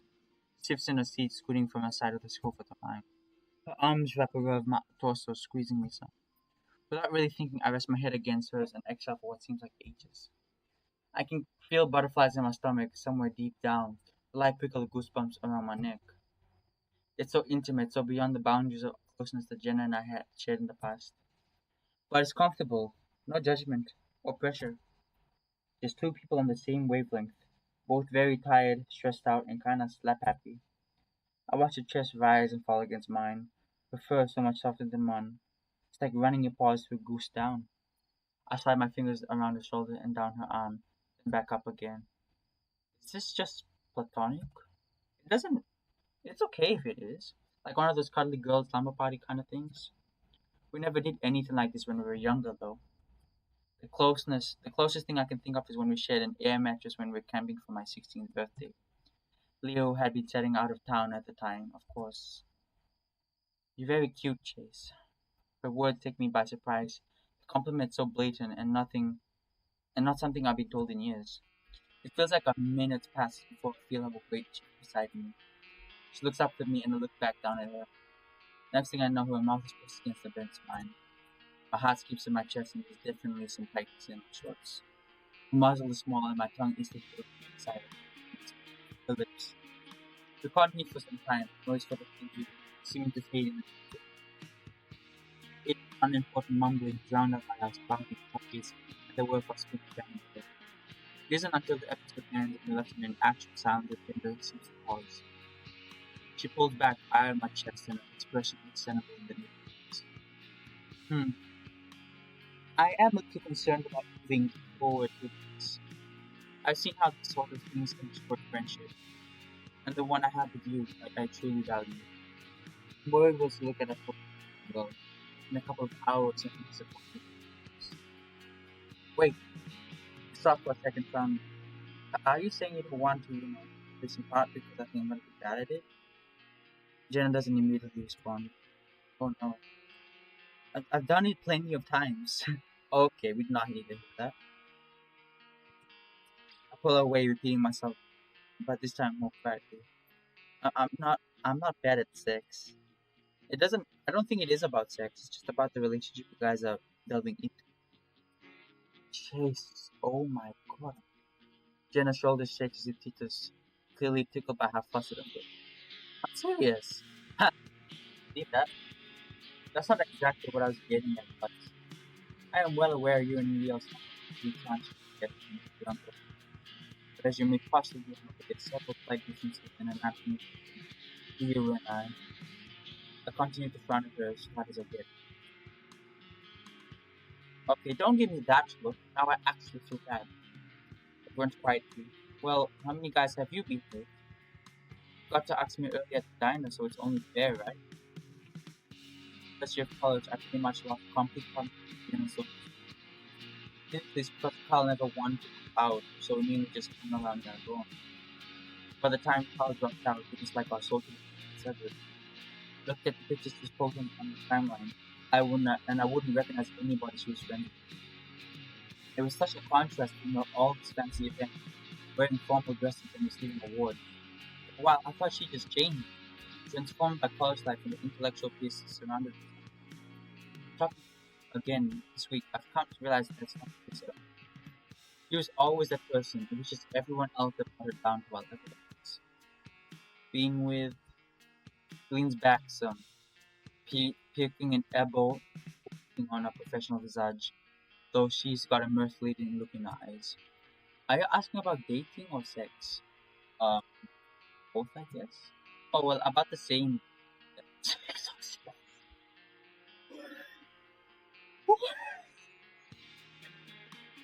Okay, let me just. I'm not gonna make 6.5. Let's just say 6. Happened with number 7. She lets out an amused noise, then seems to think for a moment as she strokes her. Oh, it was nothing too serious. Just this guy who worked at the gym I went to. I believe he was a draft horse. Of course. Of course it had to be a horse. Of course it had to be a horse. An ox. All goes a little right. A draft a draft horse? Mm-hmm. She smiled slightly. It was really sweet and awful voice. Usually I don't like being up. It was definitely interesting with him being really She a snow bunny! Chase. I'm missing okay, thank God. Jenna! Wait, is that really your type? I thought you would be more into like squiggy animes. I have you know my manga and anime interests do not control my love life. My love life. I like people primarily based off their personality. Based. Based fox. Oh, fuck them.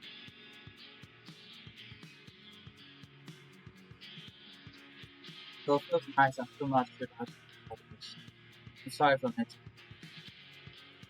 The voice is clear and soft as it punctuates the end of the nose.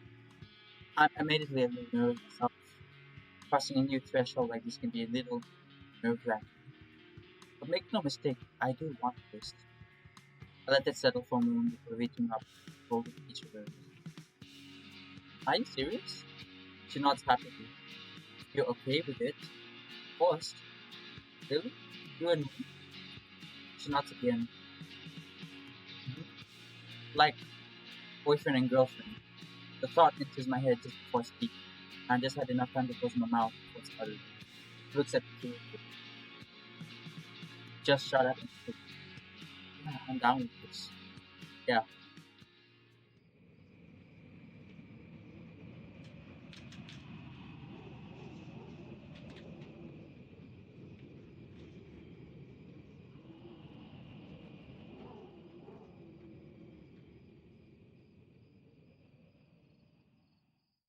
The fuck happened? Yo! You guys been having fun? I glanced down at Jenna, her legs still entwined in my own. I quickly tried to untangle her, scooting into the other side of the couch while yanking up my shirt. She got a firm grip on my tail for some reason. I had to grit my teeth to keep from yelling as it tugs. Groggily, I began to see her turquoise eyes flutter open, looking at the surroundings and me. Then the sound coming from the entrance hall. Ugh! She rubs her face, trying to shake off the sleep fatigue. What did you say? There's some clattering noises from the kitchen coming from the kitchen, like the rustling of plastic bags and the clacking of Tupperware. Did she not see us? Think fuckers of it, and I get smacked. Ask if you fuckers have been having fun. It's midday. Flynn, you got our text. We were late. We were late last night, searching for Carl. Yeah, and making yourself at home. What are you going over there? Hentai? I checked the TV. It's frozen on a guide menu screen grab of a frantic anime gold, holding way more bowls of soup than it originally considered. Waste nothing. Jenna yawns into a paw, quickly pulling up a black pair of panties around her. Oh, okay, so they be making love. Her expression is distracted, but not by Flynn or me. So she does manage a quick smile in my direction when she does focus her gaze my way. I return the smile, albeit lopsidedly, half my face still feels tingly and asleep. So we're dead fucking certain that Duke doesn't know shit then. God damn it. I hear the heavy footsteps of the Gila leave the kitchen, making his way around us. Holding 4 small plastic containers. He gives 2 to each of us, each setting them down on the coffee table. The insides are fogged up from condensation. So it's like, food. It looks green, I guess. Flynn sees me gawking and lets out an exasperated puff of air through his flat nostrils. The top container's got Caesar salad. The bottom's got fresh cooked bluegill. Bluegill? I blinked at the steaming container. Catch that yourself? Yeah. Oh, he fishes? He perks a brow ridge. And you cooked it just for us? The line of the question seemed to give the Gila pause, as if he needs to make sure he phrases the next words carefully. Jenna smirks in my direction before blowing her nose into a dish. Usually I'll drop off some for pal. Folds his arm over his chest. You know, to make sure he doesn't go into a full-on diabetic coma. His arteries packed up with pizza and energy drinks. It's very thoughtful of you, Flynn. Yeah, thanks, man. I wonder if he's like wonder if he has a romantic relationship with Paul. Whatever. Any word from the sheriff's office? Nothing since yesterday. The person I spoke with at the office said that they would reach out to me with any questions or updates. God fucking useless. So goddamn overstuffed here anyway. Now how can it be to find one fat-ass rich kid in the middle of a vast fucking nowhere? Apparently rather difficult. He's waiting for Carl's parents to post for reward money or some shit. I don't think public entities get to claim sort of thing. Flynn. Well, yeah, I fucking know that. Don't make a lick of sense. No food, cars, or cell phones missing. Nothing valuable stolen. No breaking indications. Besides, the scuff marks make you made on the way in.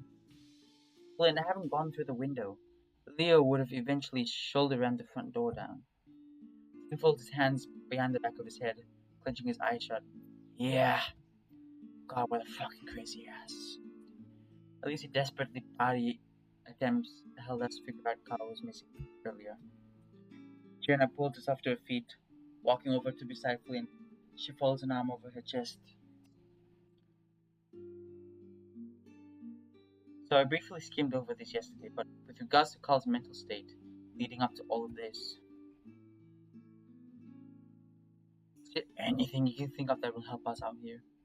Sorry. Anything that causes Carl to say fuck it and run out into the desert without any belongings, you mean? Yes. He's been depressed as hell, but that's how he's been since he's dropped out of college. All the digital art shit he used to do, he hasn't done much of that either lately. Yeah, he should make a business doing that. Whenever I check my phone or computer, he's always online. He's sending me memes and shit all day. Despite my efforts, there ain't been that much in the line of indication he's been planning or changing that routine anytime soon. I'm so sorry to hear that. She sounds genuine to that regard, laying out quite that. Ain't nothing you can do about it from fancy college land.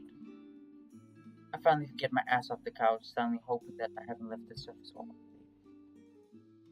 I think he's been getting high more. Says it chills him out. Helps with the nightmares and shit.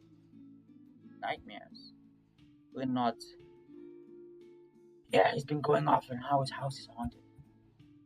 Says things getting weird whenever he goes to bed. Weird house.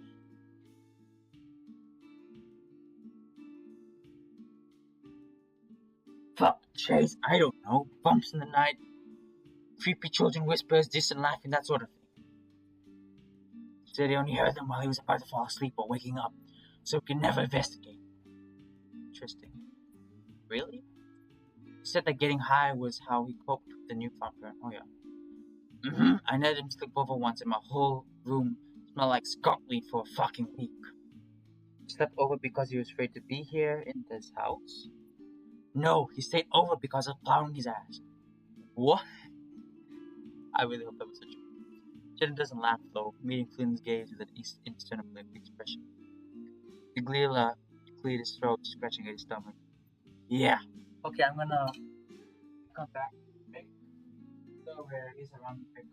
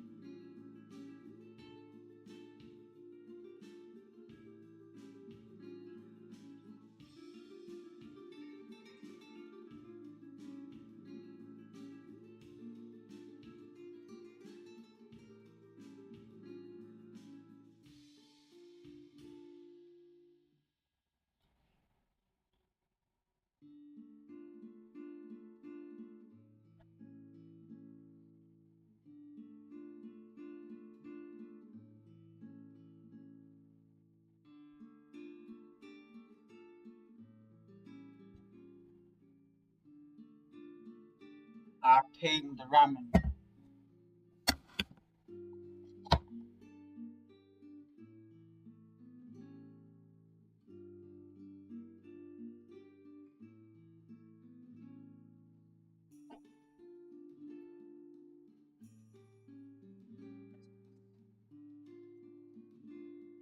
You put them in the living room. I can take it from there.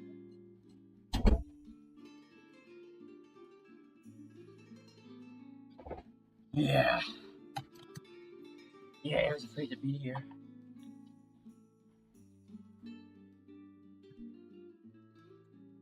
Hmm. I know enough about Carl's family to know that his house is seriously old.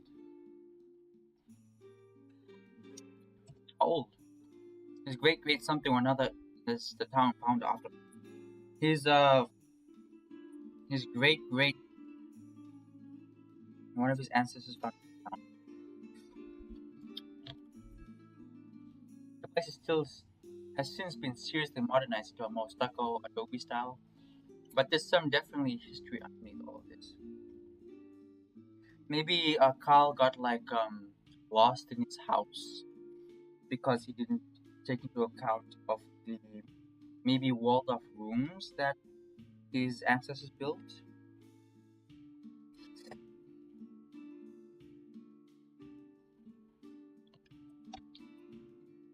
Growing up, Carl started to think there were ghosts in the house. It freaked him out pretty badly.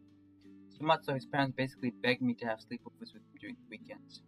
And even some weekdays. On a school day?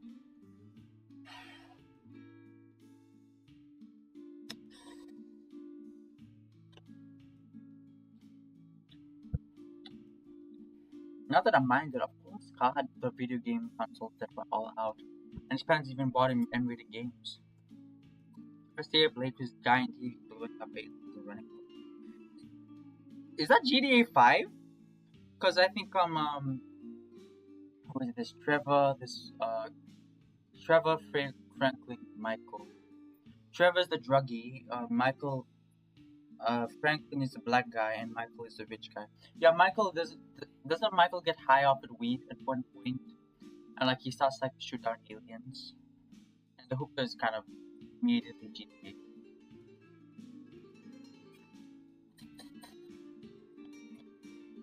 But started to become less afraid as the time went on, and his parents started asking me to become more as much. So of course, shit that younger me told Carl a bunch of stories about a ghost bride whom I saw standing outside his house at midnight. And that's how I got to spend my whole fifth grade summer vacation living at Carl's house.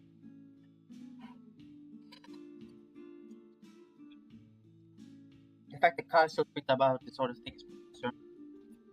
Well, to be kind of fair, I held the mindset that my house was haunted, and so whatever that was on the phone on top of the window.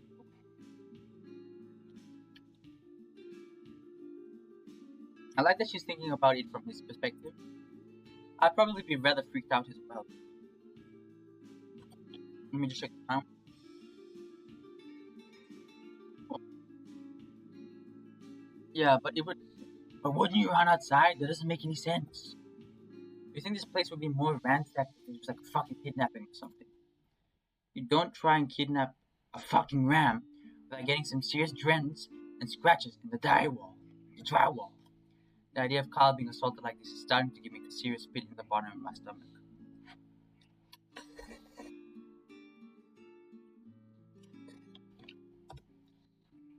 Well, you did find some scattered plaster dust and marks on the wall near the basement crawl space. Yeah, maybe they could be like an initial scuffle down there, and he was held at like gunpoint or something.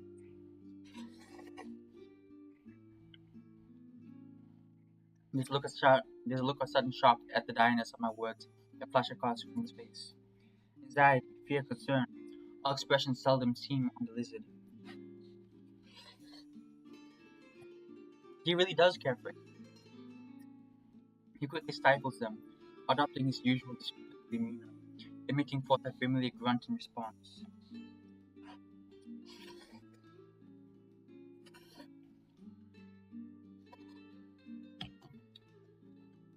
Guys, I think we're escalating. No offense to you, Chase, but I think I might want to have a chat with Remy himself. You can come along, of course, same to you, Phil. Despite Jenna's assurance of no offense, I can help but feel a little shit about not pressing hard enough to mention yeah.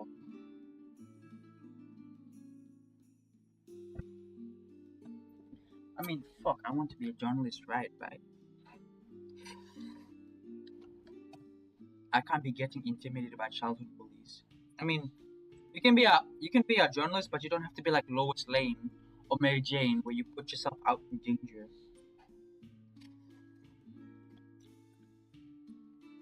Thin lots, but only slightly. Yeah, but Chase said he told him the drugs he said weren't laced. Laced drugs wouldn't result in that image on the phone. That's true.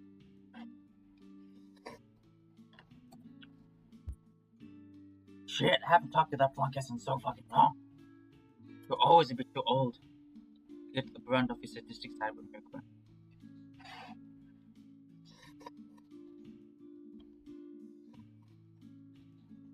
Father was mainly Clint.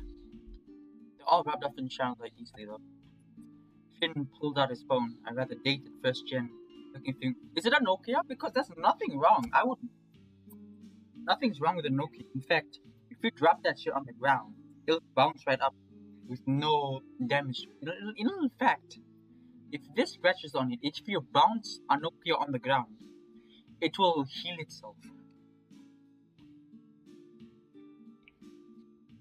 Gonna text TJ and Pinball Smasher. We're together and asking around. Who's Pinball?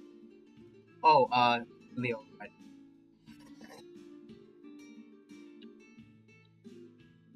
No need to be more specific than that.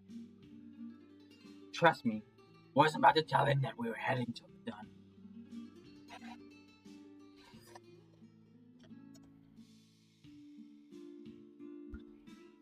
Poor TJ, I'll make sure to text him to make sure he's right.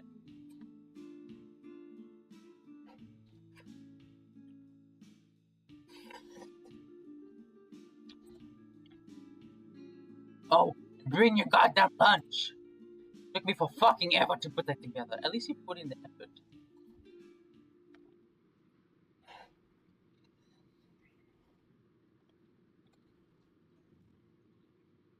Max trying to break the silence.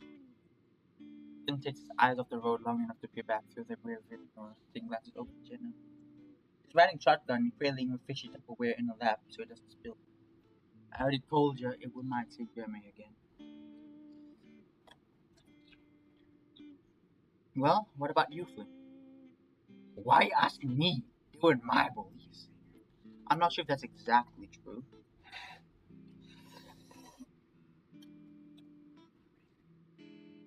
I have distinct memories of the Tetris Alley crew calling him all sorts of slurs back in the day. Hell, they started a rumor that he was some kind of sadomasochistic guy rapist. What the fuck? That rumor somehow wormed its way out of Echo to out of high school. Remember, there was this whole thing where he got called into the counsel's office about it. He proceeded to call the counselor a wretched gash cunt and got 1 week suspension. It wasn't ever clear that any of that shit stuck.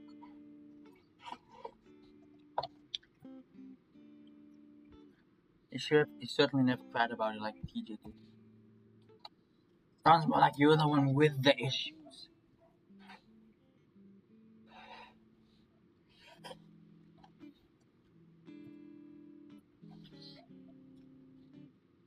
I'm gonna spill blue pill over your sins. You'll be scrubbing the upholstery with my foot up your ass if you ever open the goddamn lid in my truck. He's already spoke with him. He said you only saw Jeremy Hitler and Michael, correct?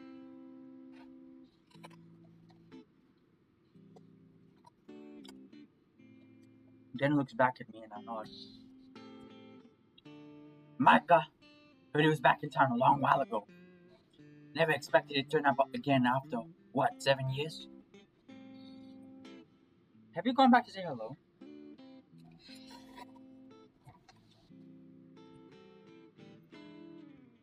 There's a hint of teasing in her voice, responding to Tequila's latent disdain to the kid that's ever eaten it. What's a Tequila? Stole my fucking dirt bike! He stole your fucking dirt bike 8 years ago. Well, he was still kind of a shithead when I visited yesterday. Yeah, I see the back of Flynn's scaly head dangerously. What'd he do? Well, he didn't do anything to me, I guess. It seemed like he hated my guts. I mean, I'm an adult now. I shrugged most of it off.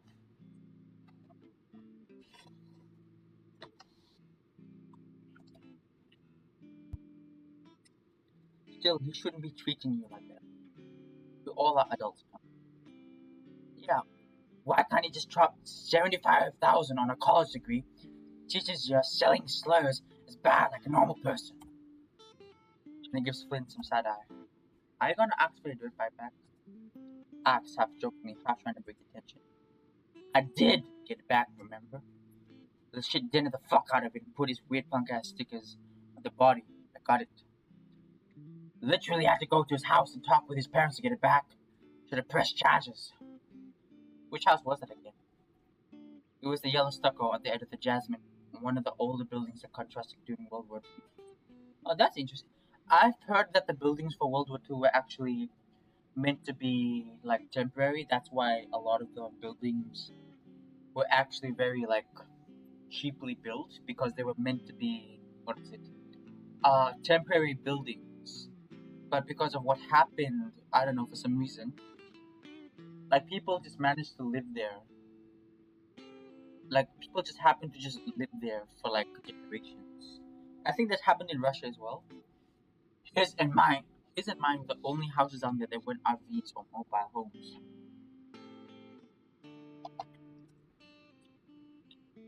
I believe it was condemned and demolished a couple of years ago, right, Flynn? Flynn, okay. Oh yeah, the fluid was caving in, electrical was a fucking hazard, and the pipes were lead based. Oh, that's both are very all three are dangerous. Lead based? I thought that was banned before. Major cities did. Technically, it wasn't in the building code until the 80s.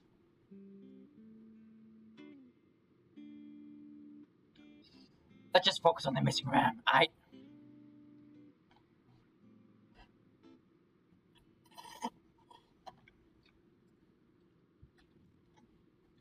The hell's going on?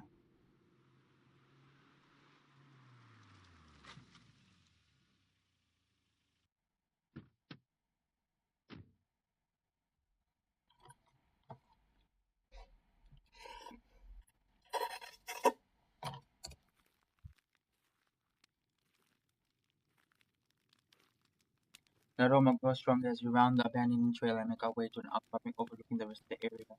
There's even a slight apple-like smell extending. As we round the bend, I could that apple turns. That's what they were making. Some of the chairs are faded print designs, while the others are more traditional camping variety. Next to them is a fluorescent orange cola and a portable green-looking thing that kind of looks like a toaster oven.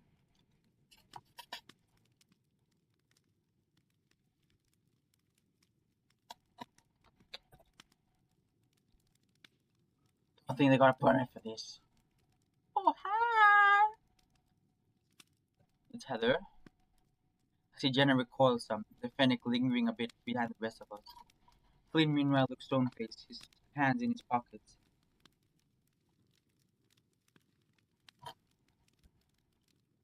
Hello. I was here the other day, but we have some more questions about Kyle, if that's alright. You were? He stares at me for a long moment. Too long, actually. Flynn audibly signs. Oh, I know you. This is his boyfriend, right? Ex-boyfriend. Sometimes, but seems to visibly regret it as Heather's attention swivels to her. Oh my god, Jasmine, hi! She rushes over to Jenna, wrapping her around her in a tight hug. You look really good! Thanks. Jenna doesn't correct her on the name change for some reason. Yeah, what? Did she change the name because she didn't want to be associated with that place?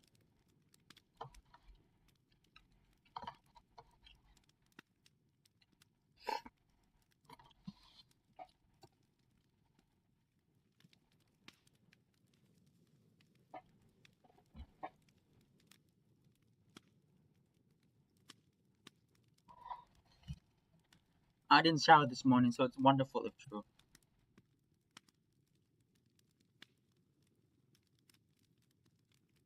Neither did I! Astonishing. Where's Jeremy at? Hi, Flynn!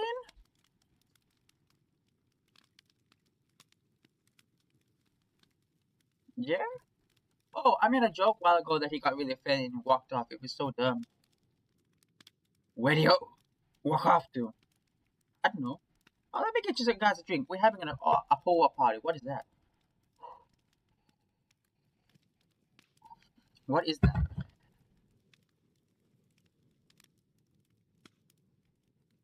Once we're alone, I broached the obvious question. Yeah, what is that? He doesn't know. Okay. Whose property is this? I thought she lived with her dad, the one that works at the dam.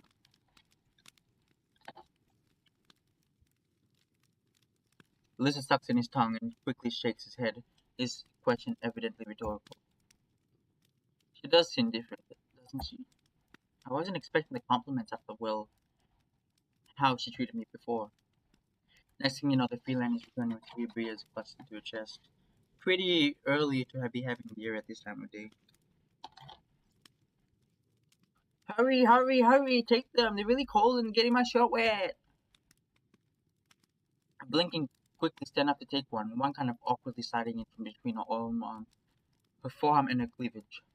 I'm not particularly hankering for a beer right now, admittedly, but I didn't exactly want to leave her hanging. After a moment of hesitation, Finn and Jenna also take a beer. You guys can have a sit around the bonfire too.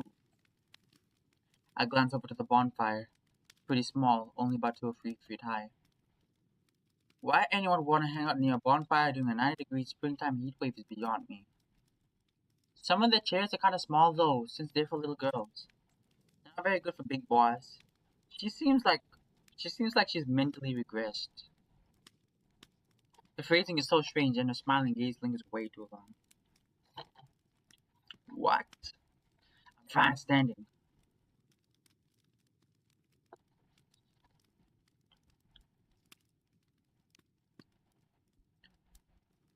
She does know he's gay, right? Oh yeah, he's. Yeah, I recognize them. Those are mine. She points at the princess chairs, specifically one of the print of a female cat, a blue dress, and a tiara, surrounded by chirping wood-like creatures. Who were, oh wow! Do you want them back? No. Why not? Jenna says blankly at her. Look, Heather, when was the last time you saw Carl? Oh, I don't know. You should wait for Jer. He's having an answer for you. I'll go look for him for you.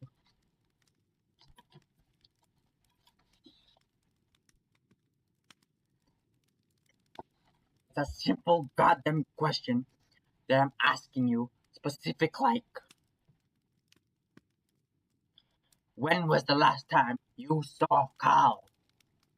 Heather reels back as Flynn's tone rolls more stern, the cat clutching at her own arm. I, I don't know. You know who Carl is? You blew him in half. What? No, that was Tanya. Carl's gross. As I recall, Heather briefly hated TJ, not Carl. It was a weird coupling with her being a couple years older, though. Guess I had no room to speak there. She's kind of mean to everyone, so it wasn't surprising that they split. Ended up being one of Leo's friends on the football team. She a hoe, she a hoe. Fucking whatever.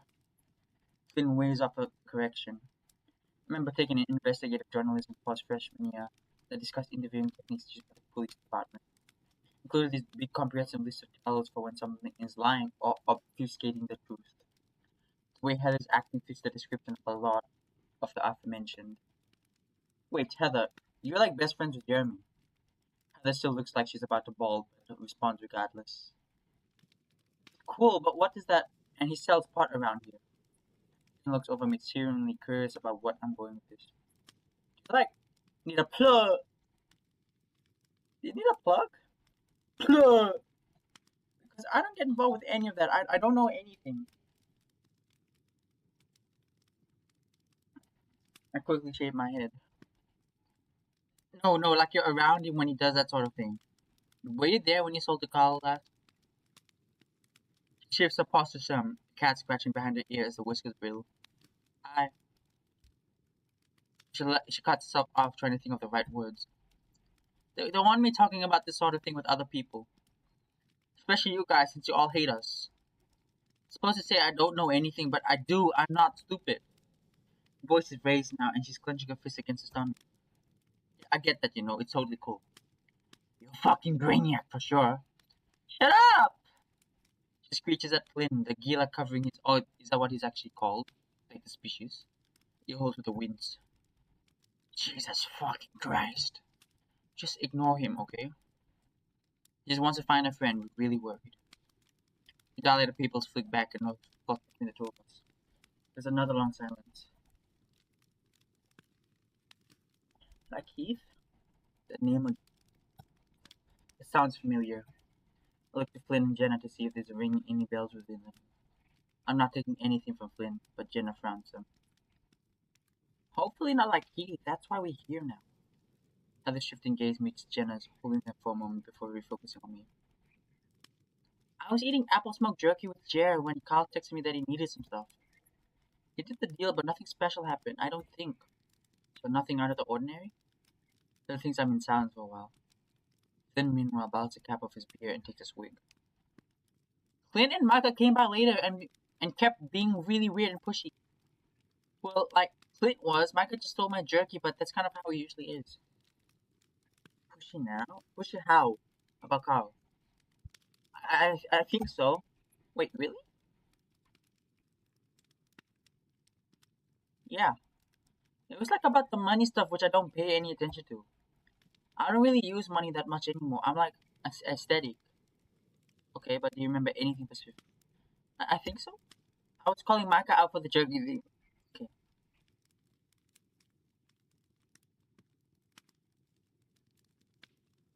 Oh. That's about all I can think of to respond. Okay.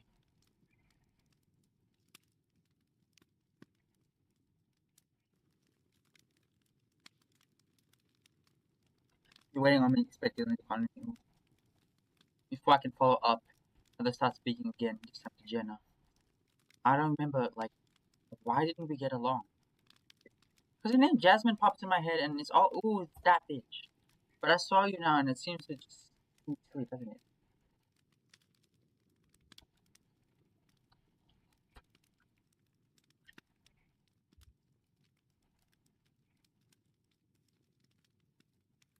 Yeah, it's a bit silly now.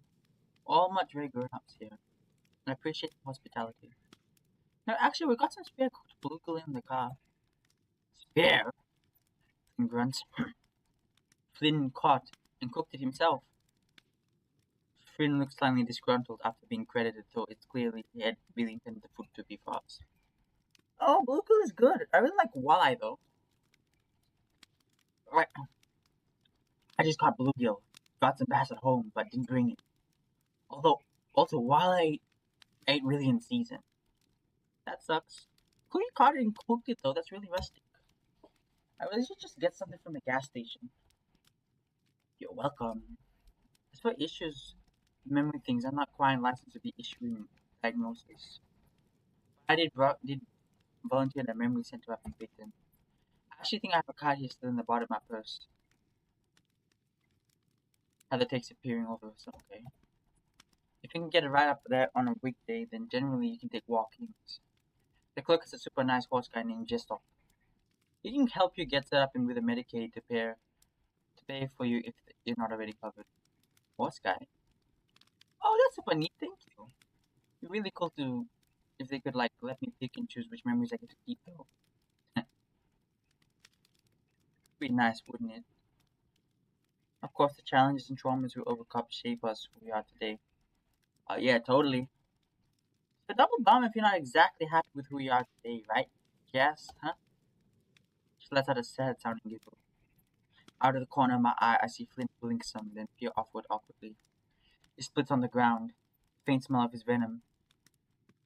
Is he like actually venomous, like Lugosi's grandfather, or is that like a oh, because he smokes as well? I'm guessing he bit the cat too hard. Jenna opens her mouth to respond, but she pauses. The ears flick some and she folds her arms over her chest. Yeah, double bummer. Let me go get the bluegill. I'll be right back. Oh, okay.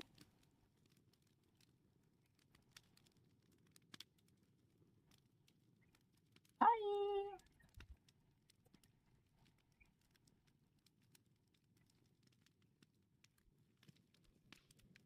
Props to you for you just. Props to you for not just smacking the shit out of her. That was a weirdly cordial, considering. Oh, no part of me wanted that. Trust me. That would have made things way harder for this whole questioning business for sure.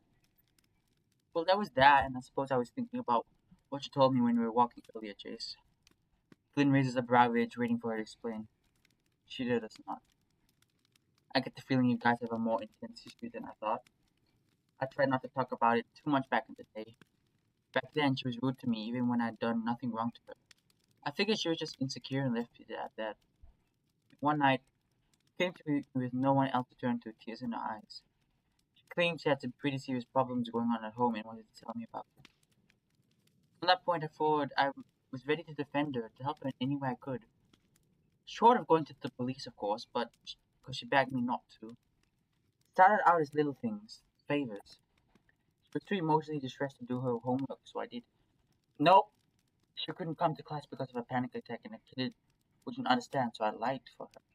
She needed money to see a friend in Peyton, so I gave her what little money I had. This went on for some time until eventually enough was enough. I had my own problems, especially at home, and I couldn't juggle the well-being of everybody. That's not my responsibility. I told her upfront I was going through a tough time and I couldn't do those favors anymore, but I was always available to talk. That wasn't good enough, of course. Despite being busy with a fractured home life and the stresses of school, she still found time to create this elaborate revenge on the one person who cared enough to help. Next thing I know, her latest boyfriend of the week and his friends are pounding on my front door at 10 p.m. And what did she tell mom and dad when they opened the door? She deepens her voice, putting on a dude bro accent. Yo, I'm looking for Jasmine. She told us she meet out here to get some. Not only did she convince my idiotic parents that I was fucking five guys, including her boyfriend, she told the whole school. I had my paw smashed in a lockup, was fired from my part-time job, and almost lost almost all my friends outside of you guys. She made herself the sufferer in the narrative, the one who had mistakenly trusted the weird, horny anime girl.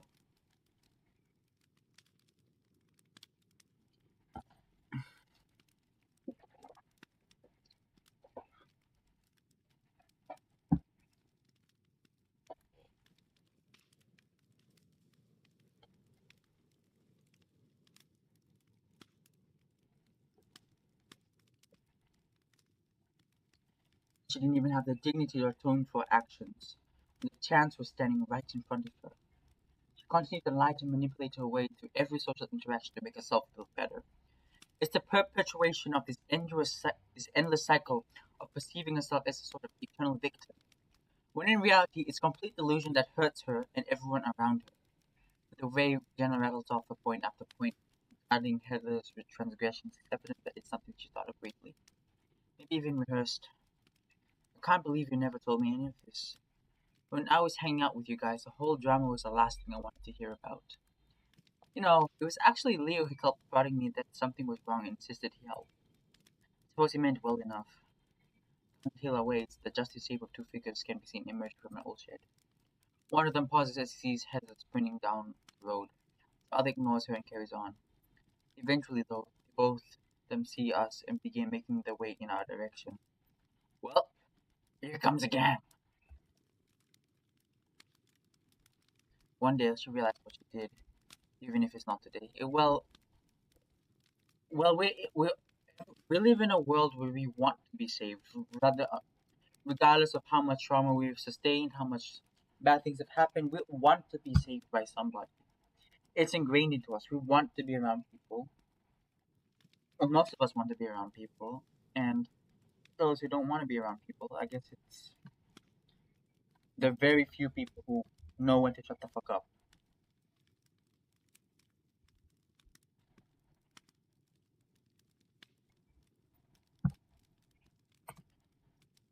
So to put it simply, I'm good, Chase. Thank you for the concern.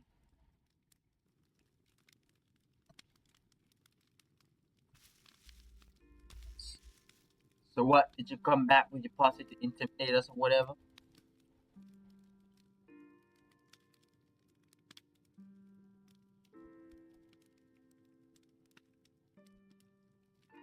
Is he here? No, man. Michael lets out a relief sigh, and after a moment, the familiar white fuzzy form of Micah emerges from behind the rotund Finnick. He is clutching something tough, though a long piece of rebar. First thing is holding it as a sort of self-defense weapon, but I notice the hot white ash coated on the end. I guess it's a makeshift for the bow fire. Hello, Jeremy. Aces. Man, I like asked you how you've been, but I'm assuming good, right? Generally speaking, yes. Where's Heather? Oh, she said she had to go do something real quick. I think she'll be back. Mhm. Like I said, I'm well enough. Well enough. However, we are still looking for Carl, as Chase here made you aware yesterday. Jeremy looks over at me with a tepid expression, faint outlines of a grimace coming at the edge of his muzzle. Really? Really? Flynn steps up the gila tail enough that his shadow falls directly upon the small Fennec. Whoa, rockabilly, I don't see you much out here. Fucking wonder why. The told kids are all we knew yesterday. Evidently not, and yes, don't call him that. Jimmy lets out an amused noise, though it's clear he's also getting a bit tense, especially with Flynn's looming form. Heather was saying, y'all were talking about Carl after the drop, all secretive like. Shortly after he fucking disappears. Your tit dirts wanna extrapolate on that?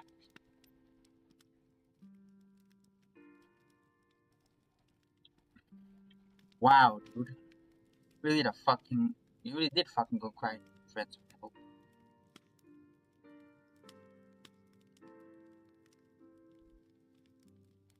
I'm just trying to find Carl. He's your friend too, right?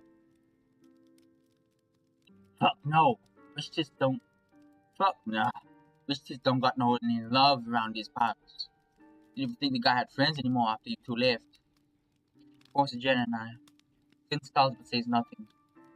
Yo, does Mommy Maya know you here? Maya looks up at Flynn now. That won't be harassed, bitch. He actually laughs, exasperated beyond measure. Kid, shut your mouth before I call your parents. I'm nearly 21 now, you can't do shit. Wow. Is that old?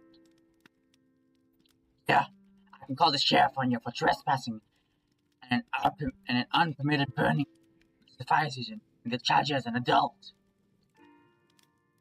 Then why is your faggot ass here doing instead of that bitch? Let's put a stop to that. We apologize for intruding on your Ahoa party, but we wouldn't be here if this wasn't serious. This ain't serious to me. It's like a big joke seeing clowns back together. Micah, enough. I'm surprised that she even remembers your name. Look, let's just have a seat, alright? At this, whatever you say. Yeah, whatever.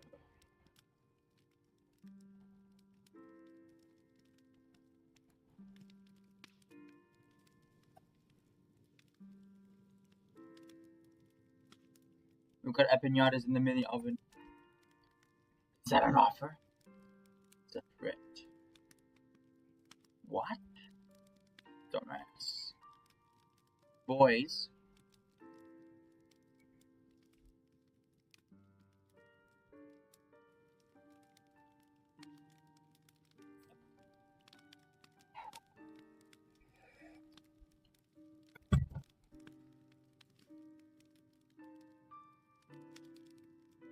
Yeah, they probably need a little more time cooking anyway. Now, about Carl. About Carl. Yeah, I didn't want to tell you, you know. He just split towards me. He's been like really depressed as of late. I mean, anyone would get that impression if they talk to him a little. I think like once you're so rich you have everything you want, don't need to work, it fucks you. Yeah, it does. Because you don't really have any goals that you want to achieve because what you need and what you want is basically just handed to you in a silver platter. Life alone ain't good. Now, if you know what's good for you these days between not school, Mark is staring hard at Jeremy, the runty blood slips thick over his lip fangs. Sure. Yeah, whatever. I suppose. I suppose it depends. Flynn sounds loudly, placing his face in his hands. We didn't do nothing to Carl direct, like. He just kept telling me he wanted to feel something, you know? Didn't care what it was, didn't care what it did to him. Telling him, like, nah, man, you're too soft for this. But he wasn't having it. So I gave him, like, a sample pack. She told me I didn't give him anything else. I said I didn't give him anything laced. There's a difference, yo. Plus, I figured out you would have found his tweaking fat ass by now. A sample bag of what? Finn practically growls. He gave Carl meth. I'll ask for fucking meth. It's horseshit. I don't know what to tell you, man. You must not know him as well as you think. Carl and meth? Doesn't make any sense. Carl got really into the enlightened drug use thing in high school, but he's never on board with stuff that hard. Flynn is fuming in his seat, and even Jenna looks perplexed. Jeremy, where are you getting meth? Brian. Yo, that's enough questions. Yeah, like, out of your respect for your situation and stuff, I thought you should know. But we ain't got anything more than that. God damn it. Flynn's face is pulled into a silence now, eyes closed shut. Jenna just frowning to herself, her phone in her lap. No one saying anything for a while. I have a million questions, but I don't think they'll answer any of them. For some reason, the first thing that out of my mouth is, what's in our whole party? Jeremy and Michael both look at me with quizzical expressions. Something that Keith came up with. Yeah, it means like happy and messy time or something. Well, not exactly happening. Something profound at that, sure. Everything had a fucking deeper meaning with him, didn't he? Yeah, but who's Keith? How did she not remember Keith? Michael looks downright offended. He sounds familiar, I just can't put a face to the name. Well, you're in luck, us man. I'm not sure what it means until I see him move to pick up something sitting in one of the half-folded up camping chairs. It's a picture frame with a bunch of different pieces of handwriting on the back. To my surprise, he walks over and hands it to me. What the hell is that? In the frame, there's a pretty unelaborate picture of a stone-looking fox guy. He's a ratty left-guard, bucket hat, and wearing an oversized hoodie with a stylish book on it.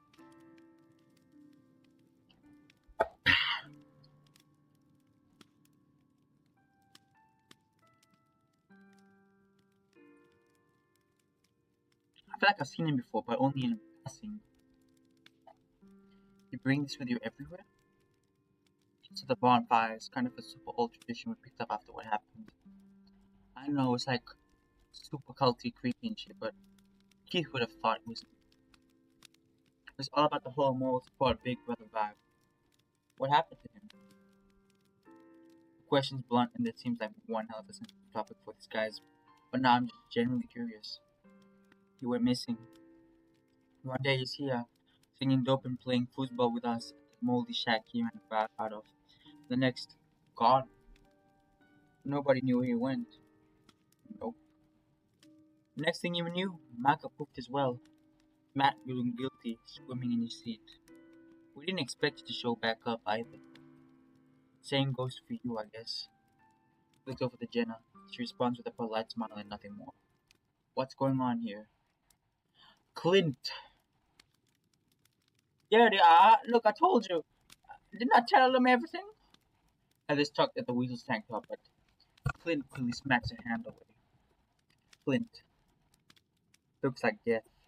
Emaciated, disheveled, teeth rotting out of his head, his fur falling out with pink lesions dotting his flesh. Jeremy and Michael look pretty rough, but nowhere near as bad as him. I clearly hand the Fennec his picture back. We were just leaving. Jenna pulls the purse tight to her side and stands up. Thank you for your hospitality, and it was good seeing you again, Jeremy. I should fucking kill you for your rat here, you little cunts. Get the fuck out now. Go, go, go! I'm getting my fucking gun. I'm getting it. Clint steps out towards the nearby trailer, spraying up the storm. Oh shit. Michael quickly refocuses his attention on the rest of us. Yeah, get the hell out of here. I half expect Clint to start shouting back, but instead he looks over. He's already up. The Gila is making a clicking noise and gesturing with his head towards the truck. No, Clint, it's okay, I swear. I quickly get out of my seat and fast walk to catch up with him, and Jenna does the same.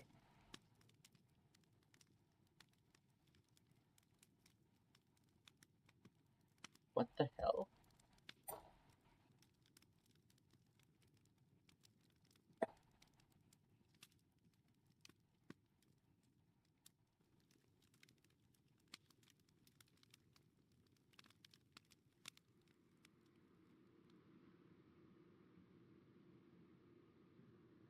Truly.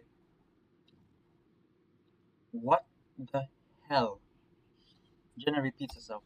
She's sitting in the back seat, still peering out the rear window with a boggled expression plastered on her face. I hear, what a fucking mess. At least now we know they were hiding stuff about Carl. There's finally some optimism of the situation, however faint that is. We came out here to get information and we could learn that information to be had. So not a complete wash. I don't believe for a fucking second that Carl's dabbling in crack. Not saying they're responsible, but they do know something. Honestly, don't believe they have this wherewithal to plan and successfully carry out something so malicious as kidnapping. Flynn lets out a long sigh, keeping the truck steady along the dirt road with one hand while the other grabs his scaled face. Doesn't help us figure out what the fuck to do next.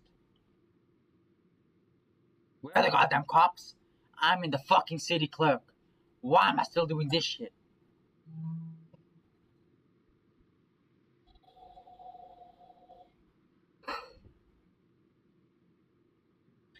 Because you're his friend and you care about him.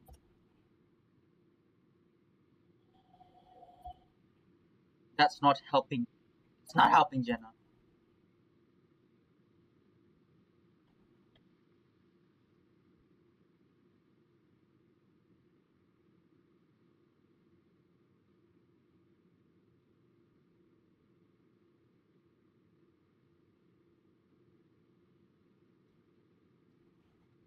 Only 50% battery life. I'll have to remember to change it later.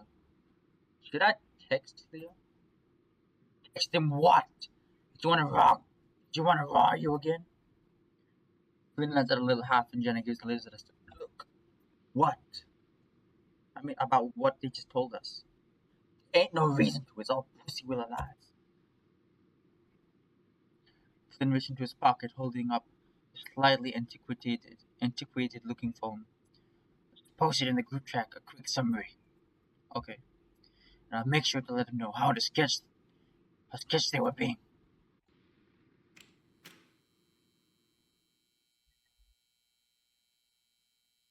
No, it's not.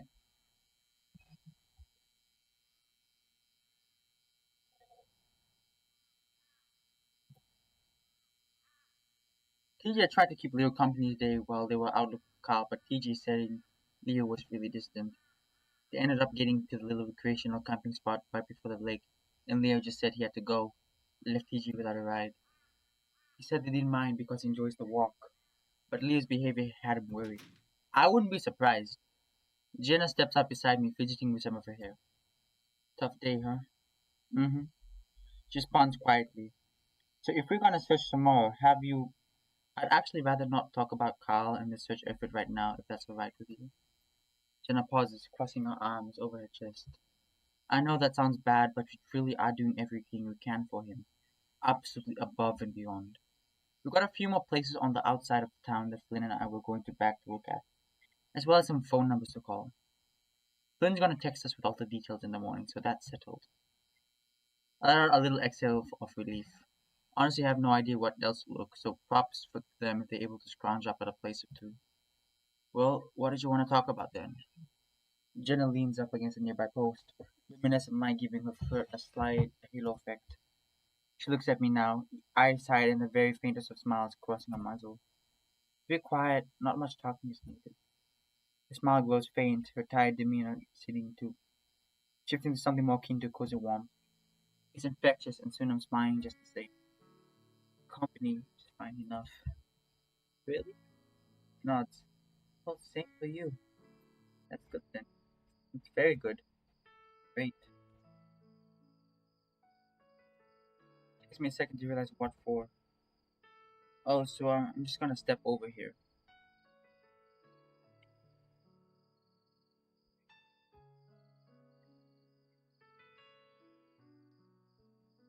Oh, whatever for? Or maybe to do something like this? There's no pause on either side of the face. It's so much softer than mine with no oily sensation into it at all. I run my thumb across her teeth and lean down to climb her muzzle against hers. Our lips meet. Her touch is gentle, a comfortable yet intimate pressure. Soon she opens her mouth and I can find myself doing the same. With Leo, it is always like some type of tongue battle for dominance, which of course can be fun, but right now, it's nice. I can feel goosebumps on the back of my neck as her breath meets mine. It kind of smells like oatmeal. Had she been getting into my dinosaur egg oatmeal packets about? I hope not. Only have a few of those. Jenna pulls back after a few seconds, her face radiant and glowing. She looks content despite everything going on. Hmm? She hums to herself in thought.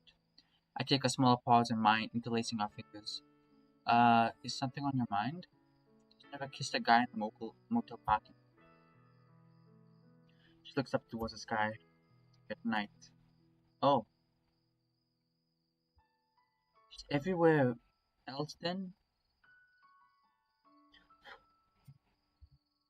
Right. I'm just making sure I remember to add it to my list. She says this with a complete deadpan before pushing away from the post and turning to head back inside. Wait, I was just messing with you. Oh, I know. She walks past me, swinging her arms and smacking me squarely in the ass. The shock of it renders me completely off balance. It has been quite a long time since someone's done that to me, and I feel my face flush with heat as Jenna walks away. I can see her proud of herself, smile stuck to her muzzle even with her back turned. And God, what a backside. I was so nervous when we did it before, but I guess I didn't really have time to appreciate things. I wish I could sleep in your bed tonight. I speak without thinking and Jenna stops her paw on the door handle. The audible thunk of cheese fuzzing around inside punctuates the silence. What's stopping you? I genuinely question, but she doesn't stick around for the answer. And then I'm alone. With a little sigh, I rest my side against the same post Jenna was, closing my eye and again, letting the surroundings sit in. Again, it's unusually humid out, especially for spring when we usually get less than an inch of rain a month. Monsoon season isn't start to set another 90 days or so. I hold out my paws to the sky and let my tongue loll out, tasting the ozone in the air. It's the closest thing I can get to being in the water right now, not counting, not counting the shower, of course. I mean, actually being surrounded in something vast and wet, like moist blanket that you can like carry away. Speaking of moist blankets, he just been in the bathroom for like an hour, and I really gotta piss. I step away from the high-pitched buzz of the fluorescent outdoor lighting, heading around above the bend of the motel and into the wash nearby. It takes me a second for my eyes to adjust to the darkness.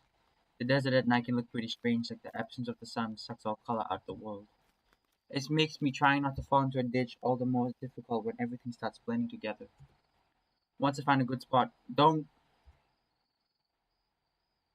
go into the bathroom in your motel. Don't go outside. Arre, kailang is all these people. What? Why do they call it water sports anyway? If you're actually into water-based sports, you can't really talk about your hobby without the perverts in the room thinking you like piss. Though to be fair, that's much worse stuff out there to be into. Remember for the longest time, Flynn had this whole reputation for being into ew, ew.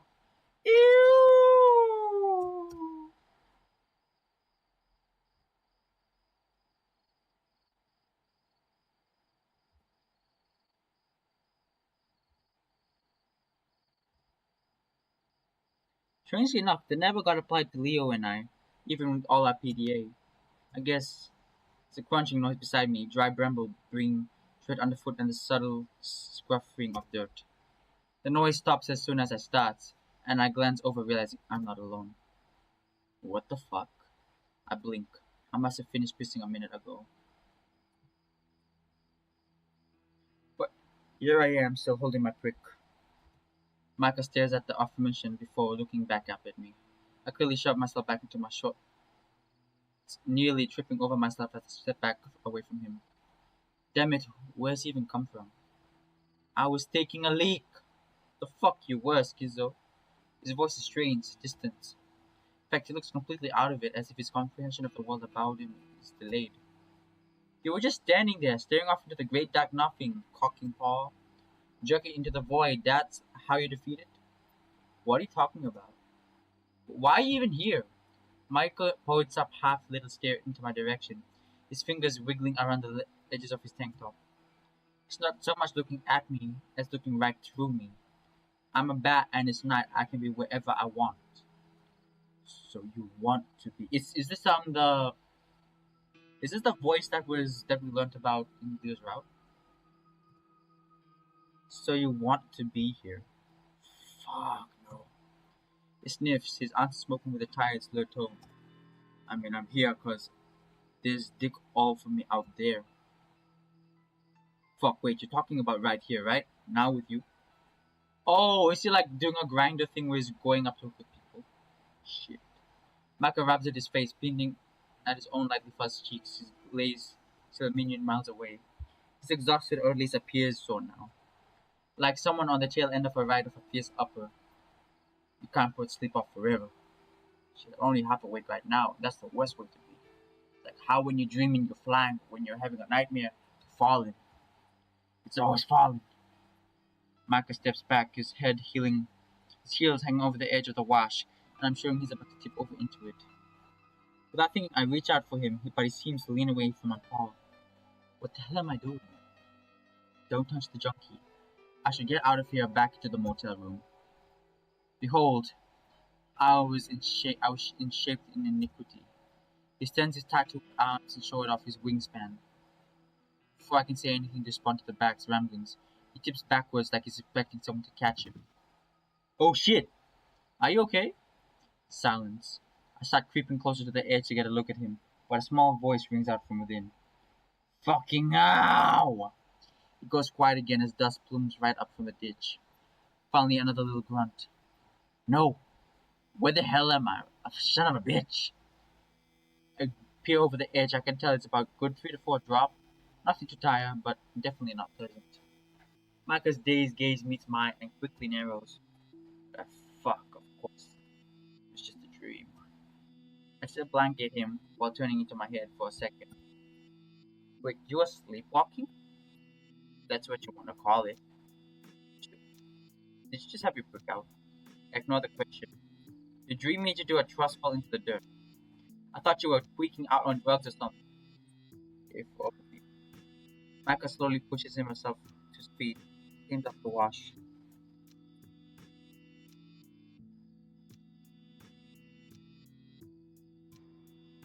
Oh, the music sounds off. His backside is completely caked with dirt and goatee brown. He tries to pick out the stickers from his fur, wincing on each pluck. I think, well, I thought there's water in there for some reason. Thumbs over his shoulder. Probably not going to be in there for another few months. Yeah, fuck up, be gone by then. Micah shakes his blade a few times, some more dust scattering to the wind. Some white fur like that must suck in the desert here. If you ever get the slightest dirty, everyone will see. For me, everything just kind of blends into brown fur. Squints at the building nearby and lets out a little astonished noise. I made it all the way to the motel. That doesn't make any goddamn sense. Fucking hell, Fire Man. It's just getting so much worse. He shakes his head. He's clearly lucid now, but I don't know if he's really talking. Doze off for 1 minute and then everything's an absolute shit show. Cold chill comes down along my spine. It's all something really familiar. What helps? Keep the bad vibes down, but it's a quick fix for something that you never know it's coming. I've been having something similar happen to me, I think. Really bad dreams mainly. His gaze snaps to me. He wasn't expecting me to actually respond. Fuck, really? No shit. Ain't the only one must fuck. Ain't see. Spills shit down on Jasmine Street. Gets bad. Um, Frown, I'm nervous about the bad, but not really sure what she's questioning. You wouldn't know after all. You're just having a little fun trip and then fucking right off. Micah says it's like a bad thing. However, I'm not guilty about wanting to get the hell out of here as soon as possible convenience. When we find Carl, of course. So, you gonna leave town too? Micah glances over me. Yeah, should go soon as well. But he'll be back. But, but he'll be back. She'll be back. They all come back. We all come. What are you on about? Honestly, not quite sure myself. The words just sounded right at the time. Shrug. I, I guess I just what it feels like to me. Not everyone does. His tone shifts more melancholy. The young bat reaching into his pocket, whipping out an old cell phone for his moment. Looks like one of those cheaper ones that you buy the minute. Text messages per usual. Burners, I think they call. After a moment, I realized what he's referring to. I never really, sorry he went missing. Stops messing with his phone. Yellow eyes looking back at me. You didn't know him. You're not the reason he disappeared, so stop talking like he was involved. I feel myself starting to get a little frustrated. I don't know why I'm still here. In fact, I don't know why Mike is still here. He's just lingering about even after he claimed he came this way to just sleep or whatever. What was he doing before he was missing? At the point where I seem to have Micah's full attention. Glances around for a moment before stepping forward, lowering his voice to a quiet rasp. What he always was doing, Schizo, trying to fix people. He's seen somebody who'd be out of shit crash and then find it in a spirit or whatever. You know, native shit. Well, native to the late. Whatever. Keith was one of those weird kids who reads philosophy books in school. He helped all of us, of course, and I thanked him for bits for it. Screw ass didn't know his limits. Started getting chummy with the supplier. Big beard bastard named Brian. Oh! Fire? Keith fell drinks. Bitch, everyone deals gets dealt with. This ain't a surprise, or should it be? Let me get off the moral high horse right now. Yeah, now that I think of it, wasn't your mom the one that let Savannah usually allow her for octave? What?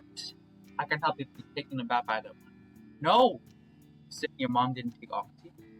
No, she had back pain issues and took Percocet. But that's it. That is octave, bitch. But enough about your poor mom. Fuck you! He huffs. He's so full of shit just before all the bonfire. I dip my paws into pockets and turn to leave. I got a couple of steps towards the motel before I hear the bat rasp room behind me. Hey, don't be a bitch. I keep walking. The shower's probably freed up by now, and God knows I could use it. If not just for the water, but by the time alone. No, wait, seriously, stop. Chase. Chase, please. I need to talk to you, seriously. Like, turn any side is any good, he can get a good view of what he's done with Shine from the expression alone. Keith tried to help this supplier turn his life around on that. He saw the goodness in him, etc., etc. For all this, Keith would always take me out after school on Fridays. We go flying this RC place we ticketed down by the river. I mean, it's not about as flying as plucking pubes to most folks now, but little me moved it, loved it. The moment he started getting close to Brian, that stopped. So I'm less and less until poof, Keith gone. No one's come where he went, including Brian, so playing with me, and I had nothing left there. My anger with the bat begins to fade as he looks straight in the eye. There's something about the tone of his voice that's different. And this actually matter he thought about for a long time. Michael. I exhale, stepping forward and lowering my voice. Are you trying to tell me something? Something about Carl? No, trying to get you to whip out your dick again.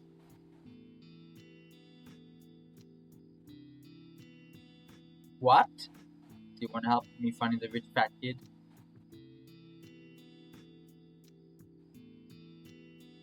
Yeah, I want help fighting Carl.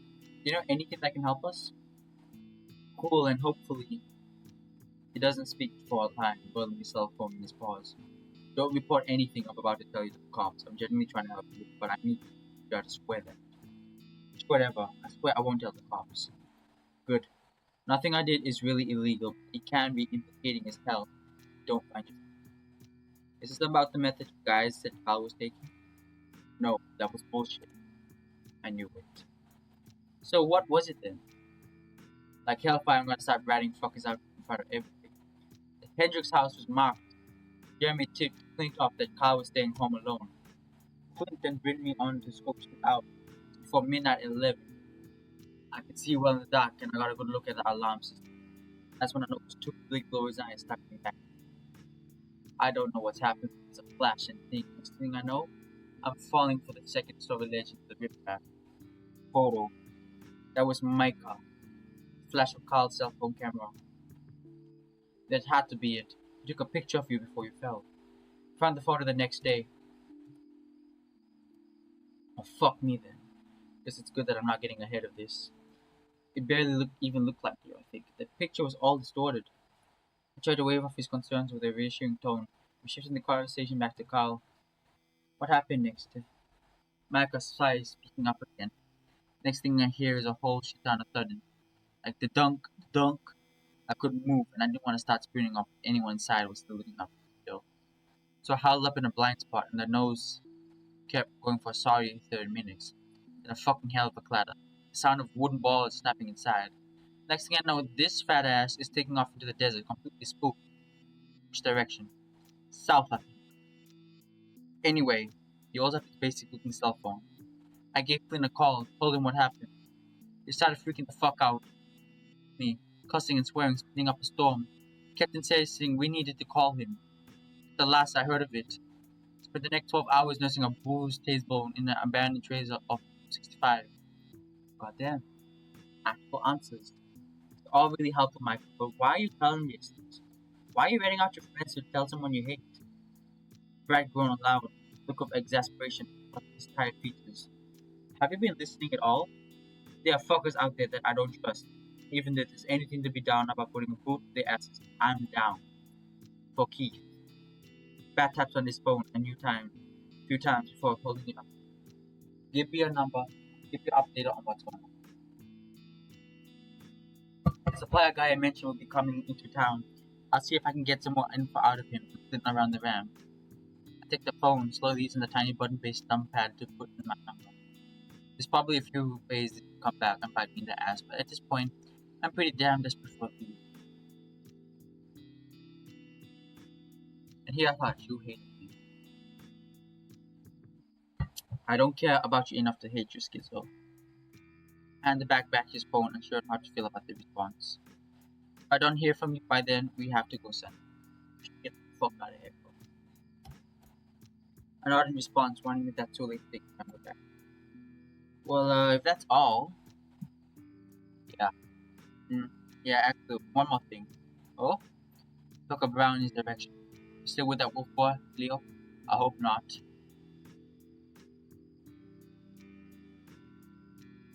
There is. Answer that question itself is also a complicated one. Not, why do you ask? I don't give a shit. A lie. Why did you ask? He just. I hear he talks a lot about shit. Was wondering if he ever talks shit about me. Maka folds his arm over his chest, staring at his phone screen. To be honest, I don't even recall the time he even mentioned you by name. It's the truth, out of all the Jasmine Street kids, Micah was the one I never heard Leo talk about. Figures. What? What? I'm out of here, I'll text you in a bit. There's something about him that sticks with me, and I can't quite put my finger on it. Once he disappears around my corner of the motel, I take out my phone and tab over to the phone chat.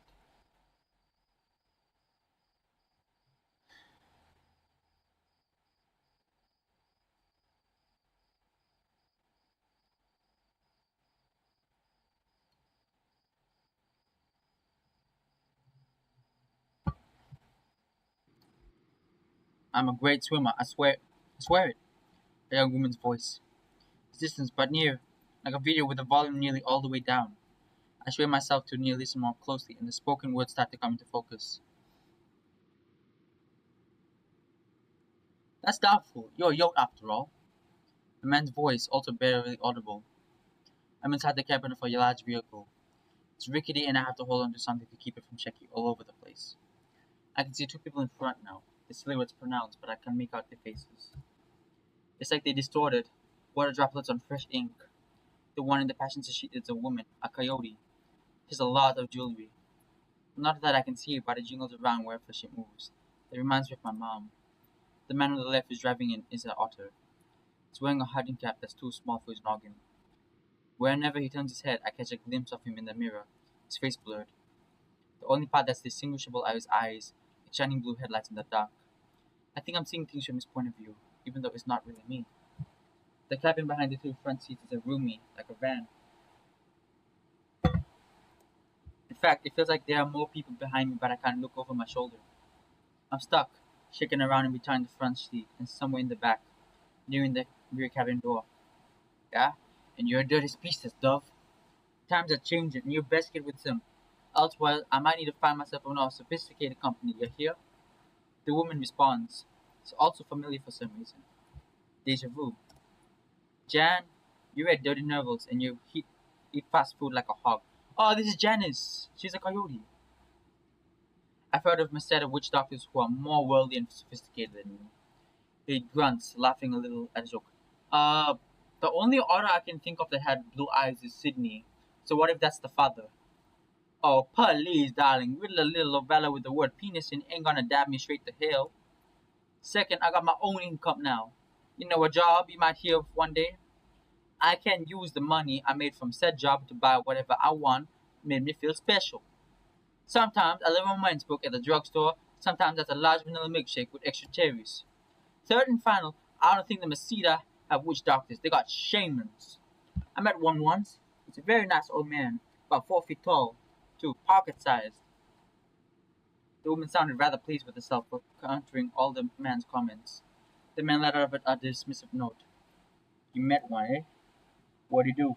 Sell you a love potion? Another chit of laughter at his own joke. I don't know, hon, you tell me. You reckon it's working?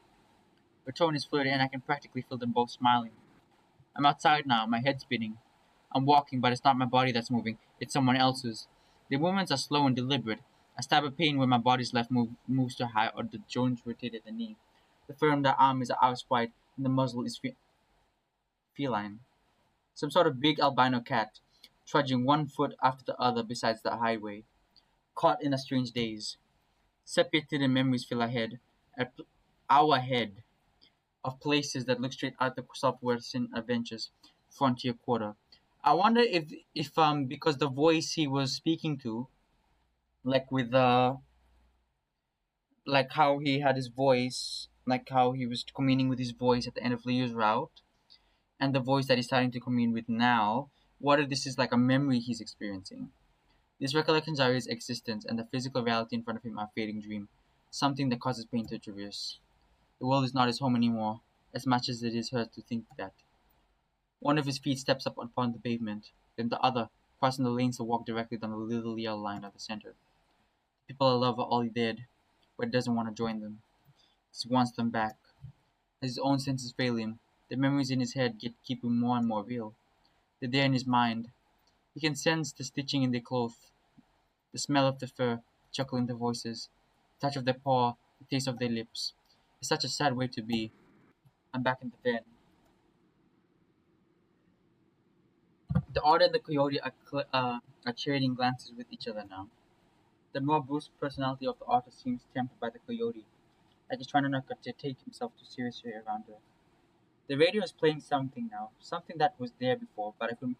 Oh, this is a Chekhov's gun because the grandmother used to have a ham radio. So what if like she was broadcasting? It's not music, just voices. Jenna distorted, mostly unintelligible. I caught something that sounds like a nervous laughter from a high-pitched voice. Then a more baritone one responds with something reassuring. It's okay. At least that's what I think it says. Finally, a scratching noise like a squishing soft body between your paws. The feeling that something's behind me in the van grows. I've been here before. I know I have. But when? No matter what I do, I can't turn around. Even the rearview mirror reflects a distorted image. I can just barely make out something back there. I'm starting to see it now. There's an applause like someone's clapping. The handles of the rear cabin doors seem to shudder and click, like someone is trying to open them from the outside. But that's impossible. We're moving. Feels like I'm yanked back out into the road again, with the old man walking down the center line. The memories in his head glow more perspicuous as he walks, as if he's building towards the great zenith or a point of total clarity. I'm not sure how I know this. There is a rumbling on an engine coming from behind, putting it in rhythmic fashion. Again, I can't turn to face it, but I know it's there. And it's getting closer. The engine roars, it's coming right behind me. This is nuts. What the fuck am I doing? It's the high pitched voice from the radio. I can hear it now clearer than ever before. You're doing great, Shula. The baritone voice. That was Leo? The albino older man stops, turning as he heard this too. Heavy breathing escapes my throat and splay forth, fogging up my windshield. Two lovers exchange a kiss, lidled. Their lovers in the back as well, fumbling themselves in the same life.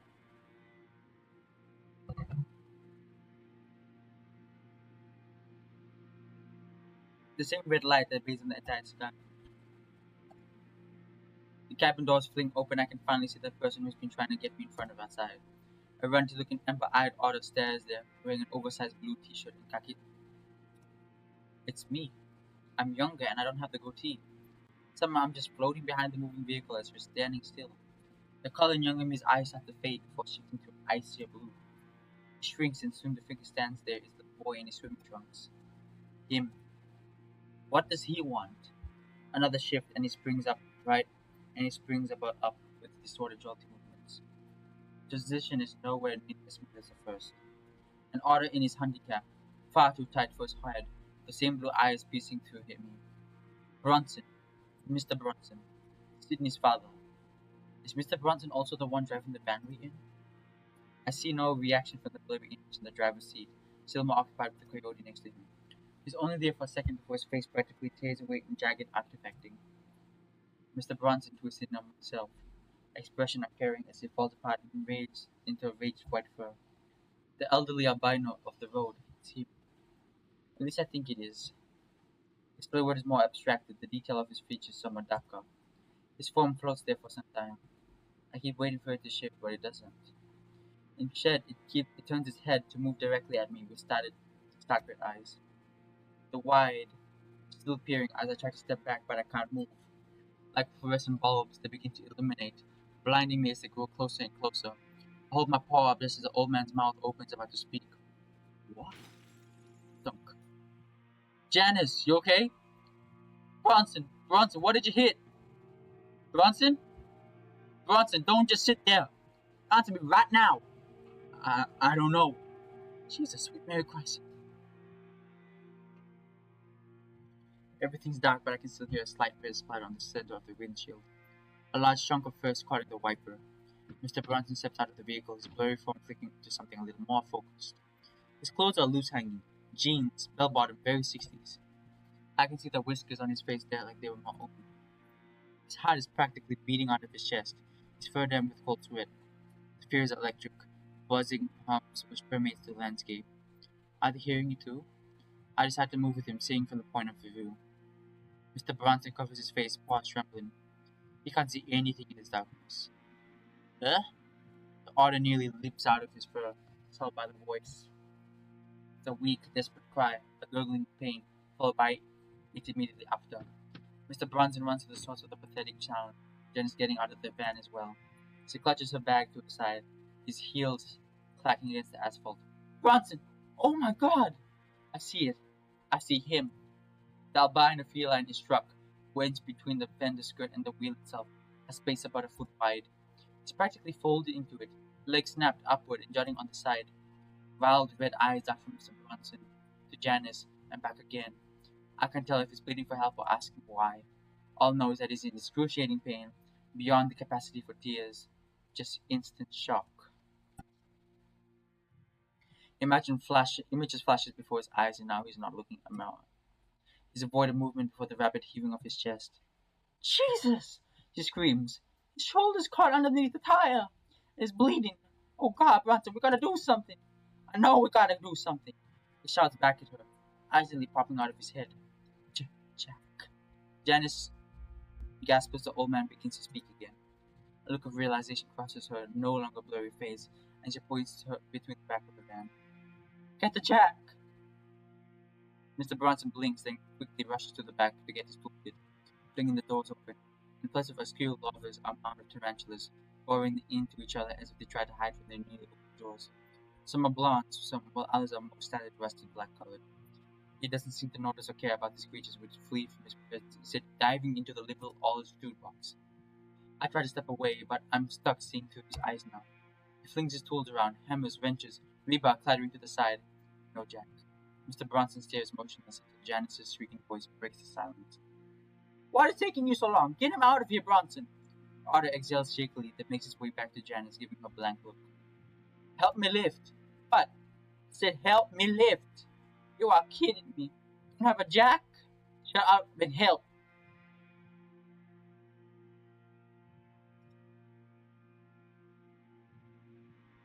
On three, lift!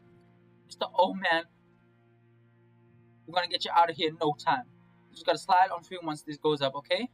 He tries to push on a reassuring voice, but the albino just stares past him with his intense red eyes. 1. Bronson, I don't know if we can do this. 2. She shakes steadily, his bag beginning to well within her eyes. Oh God. 3. The van creaks as it begins to rise up off the ground, at least on this corner. Jenna screams as her own exertions, muscles spasming as her arms shake. I can't! The old man begins sliding her broken legs down the side of the wheel once his free paws grabbing the side of the fender skirt. Low moans escape from inside his chest, whimpered of unimaginable pain and shock as he crushed bones realign themselves inside him. He makes it most of the way out by the time Janice's arms give out, the fan instantly lowering back down a couple of inches. I'm sorry! Fuck! Mr. Bronson spreads his legs wide, his muscles quivering as he tries to hold up the whole van by himself. Go, get out of here! He screams Down at the albino, his blue eyes meeting the albino's as the old feline begins to nudge himself out into the wheel. No! The other howls as the van continues low despite his best effort. The old man feels a touch at the side of his muzzle. His breathing quickens, arms reaching for something, anything to help him. Some gentle pressure. His eyes are bleary and closed now, like a lost child. Then more pressure. And then Jenna screams. She screams and screams until her vocal cords fray like an old yarn. Time passes. The body of the old man is dragged to a large open hole on the side of the road. Mr. Bronson's paws are bloodied, nail chipped from taking without a shovel. Janice refused to help as she's been sitting in the van quietly for the past half an hour, crying to herself. She can't stop shaking. He buries the body in a small ditch, trying not to look at his half-crushed face. It seems to stare at him, asking for help from beyond the grave. He could have helped, but he wasn't strong enough. Maybe this is what he wanted after all, to die? Where else would he be walking straight if it wasn't in the middle of the road? Maybe just, I don't know. He plenty of time to move out of the way, but he didn't. It was like he didn't realize the shock of what he had gone. He was tagging to the wheelscut of the van, his bones jutting from his skin and blood dripping from the walls. Once he completely covered, Mr. Bronson peers back at the van. Splatter from the impact is still visible. He places a small stone to mark the grave of the unarmed man before heading back and getting into the driver's seat. Janice says nothing to him, for that he's thinking. Mr. Bronson drives up the road into a small valley and sharp razor. He parks in between some bushes and collects things, trying to throb pain in his head. Together they silently exit the van and begin the slow walk back to Echo. A lone figure watches them from atop a hill, and a possibly tall silhouette with lanky arms. It's the socket man! We're together now. What if the socket man has something to do with spirit that's possessing Chase?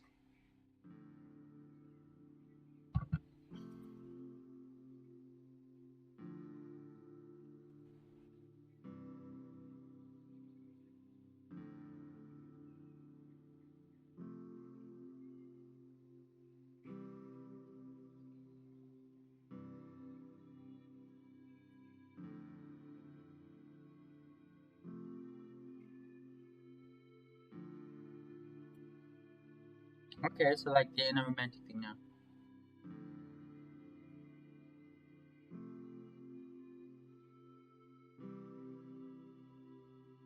I'm going to stick out that in the machine and I have to make consider everything statically.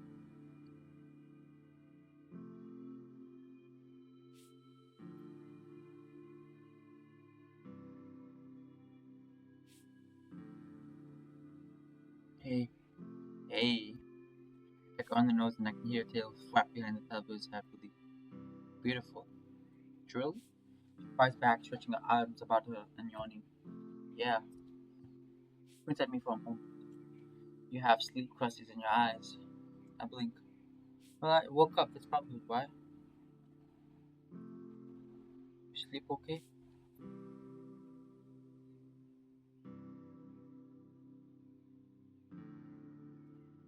Yeah. Shrug. More weird dreams. I had one when I suddenly got hit by and ran over got hit by and ran over someone with a truck. Like the perspective switch back and forth. That's an interesting dream to have.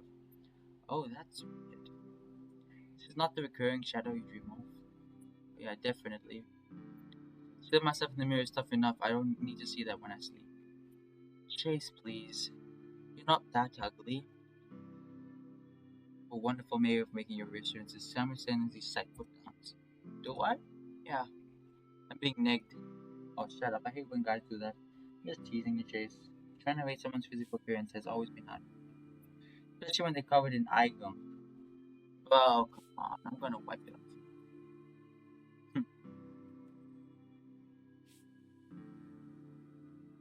What if their dreams are connected because she's dreaming of her grandmother? And since there was a radio, what if her dreaming about her grandmother was connected to the radio that Chase was listening to?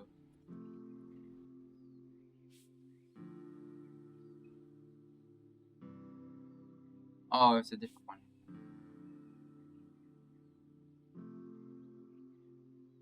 Golden Books.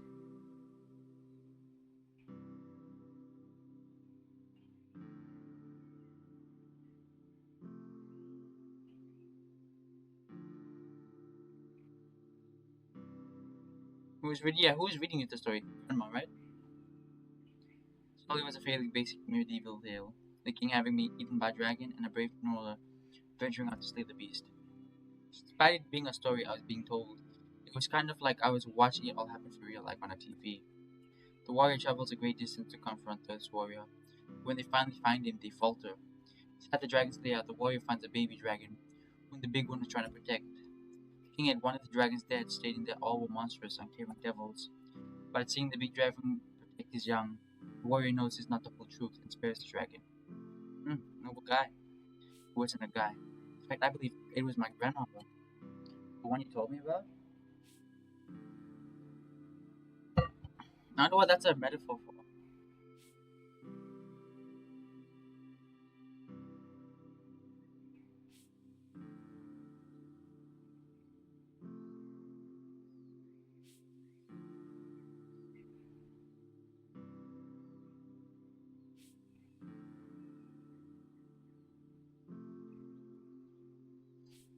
Okay. I could see who was reading the story to me, just that they had big red eyes. And then I woke up. Okay. Uh, yeah, the last part sounds familiar for some reason. Because we saw, because we're told of an albino old, like a white-haired cat that had red eyes, and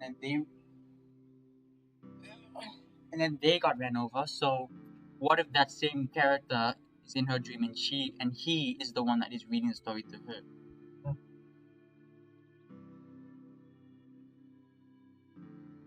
Yeah, discussing dreams can be a great way to help discern internal stresses in one life. Problem is, dreams are often deeply personal abstractions that it's probably going to be our turn on search duty here in a bit. The information we got from Michael is really helpful.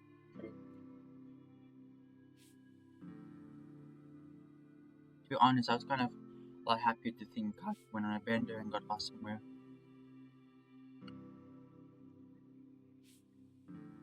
Yeah, at least we know the general direction of where to look.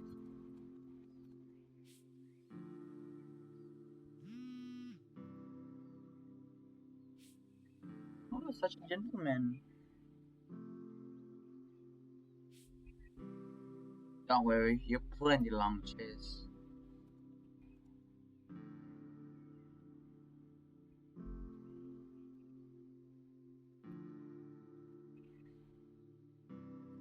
Yeah, I think. Let me just. Thank you for being so considerate for those around you, Chase. Appreciate it, really. I'll meet you down at the diner. Going to walk down there this time. Reception's been kind of weird this morning, but I'll text TJ your order. Thank you.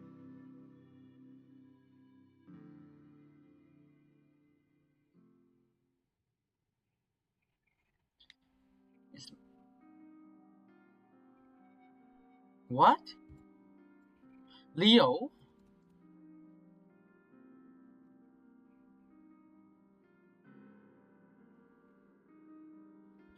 Oh no. Fuck you.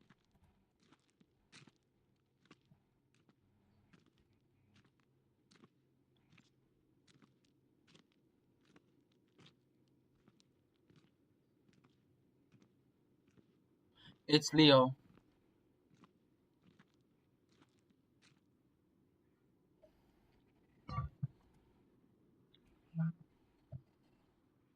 I can see Clint over his ass, a kind of half-eaten bean spill over his crotch. Oh no, the beans! Emmy's also next to him, holding his arms and looking as about to start bawling. No sign of Michael or Heather though. Where is he, huh? You gonna tell me? Shit! Shit, faggot! I don't know what your fucking friend is! That's bullshit.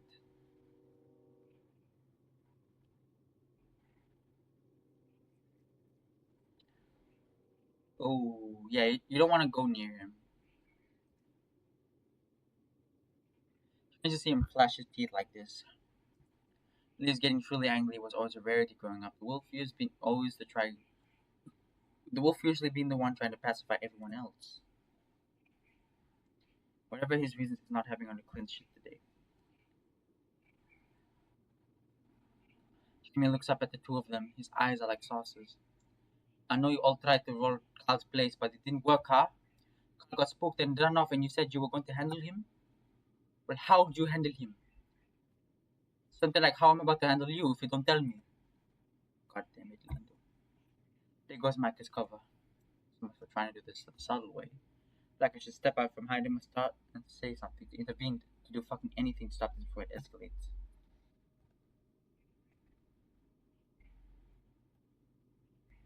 I didn't swim. I swear. I ain't seen him at all. Not since last week. And we ain't done nothing of that robbing shit from his place. House fucking cursed. You know what happened. Fuck. I know you. You know. God damn it. Don't lie to me. You don't know shit. It's like someone's been lying to you and I think I know who. I need to find him. I need to fix this and you do sex or shit are going to help me.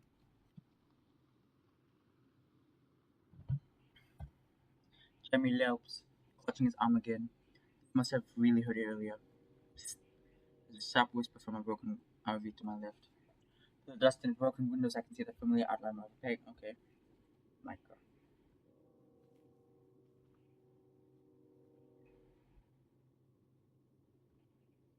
Micah's hunted down behind an overturned cabinet. I'm fucked. Yeah, I think I'll so with your friend. Okay. I'm gonna have to leave it from this. I'm gonna have to leave it for here now, guys. Thanks for watching. Hope you have a pleasant day. Mother Manga.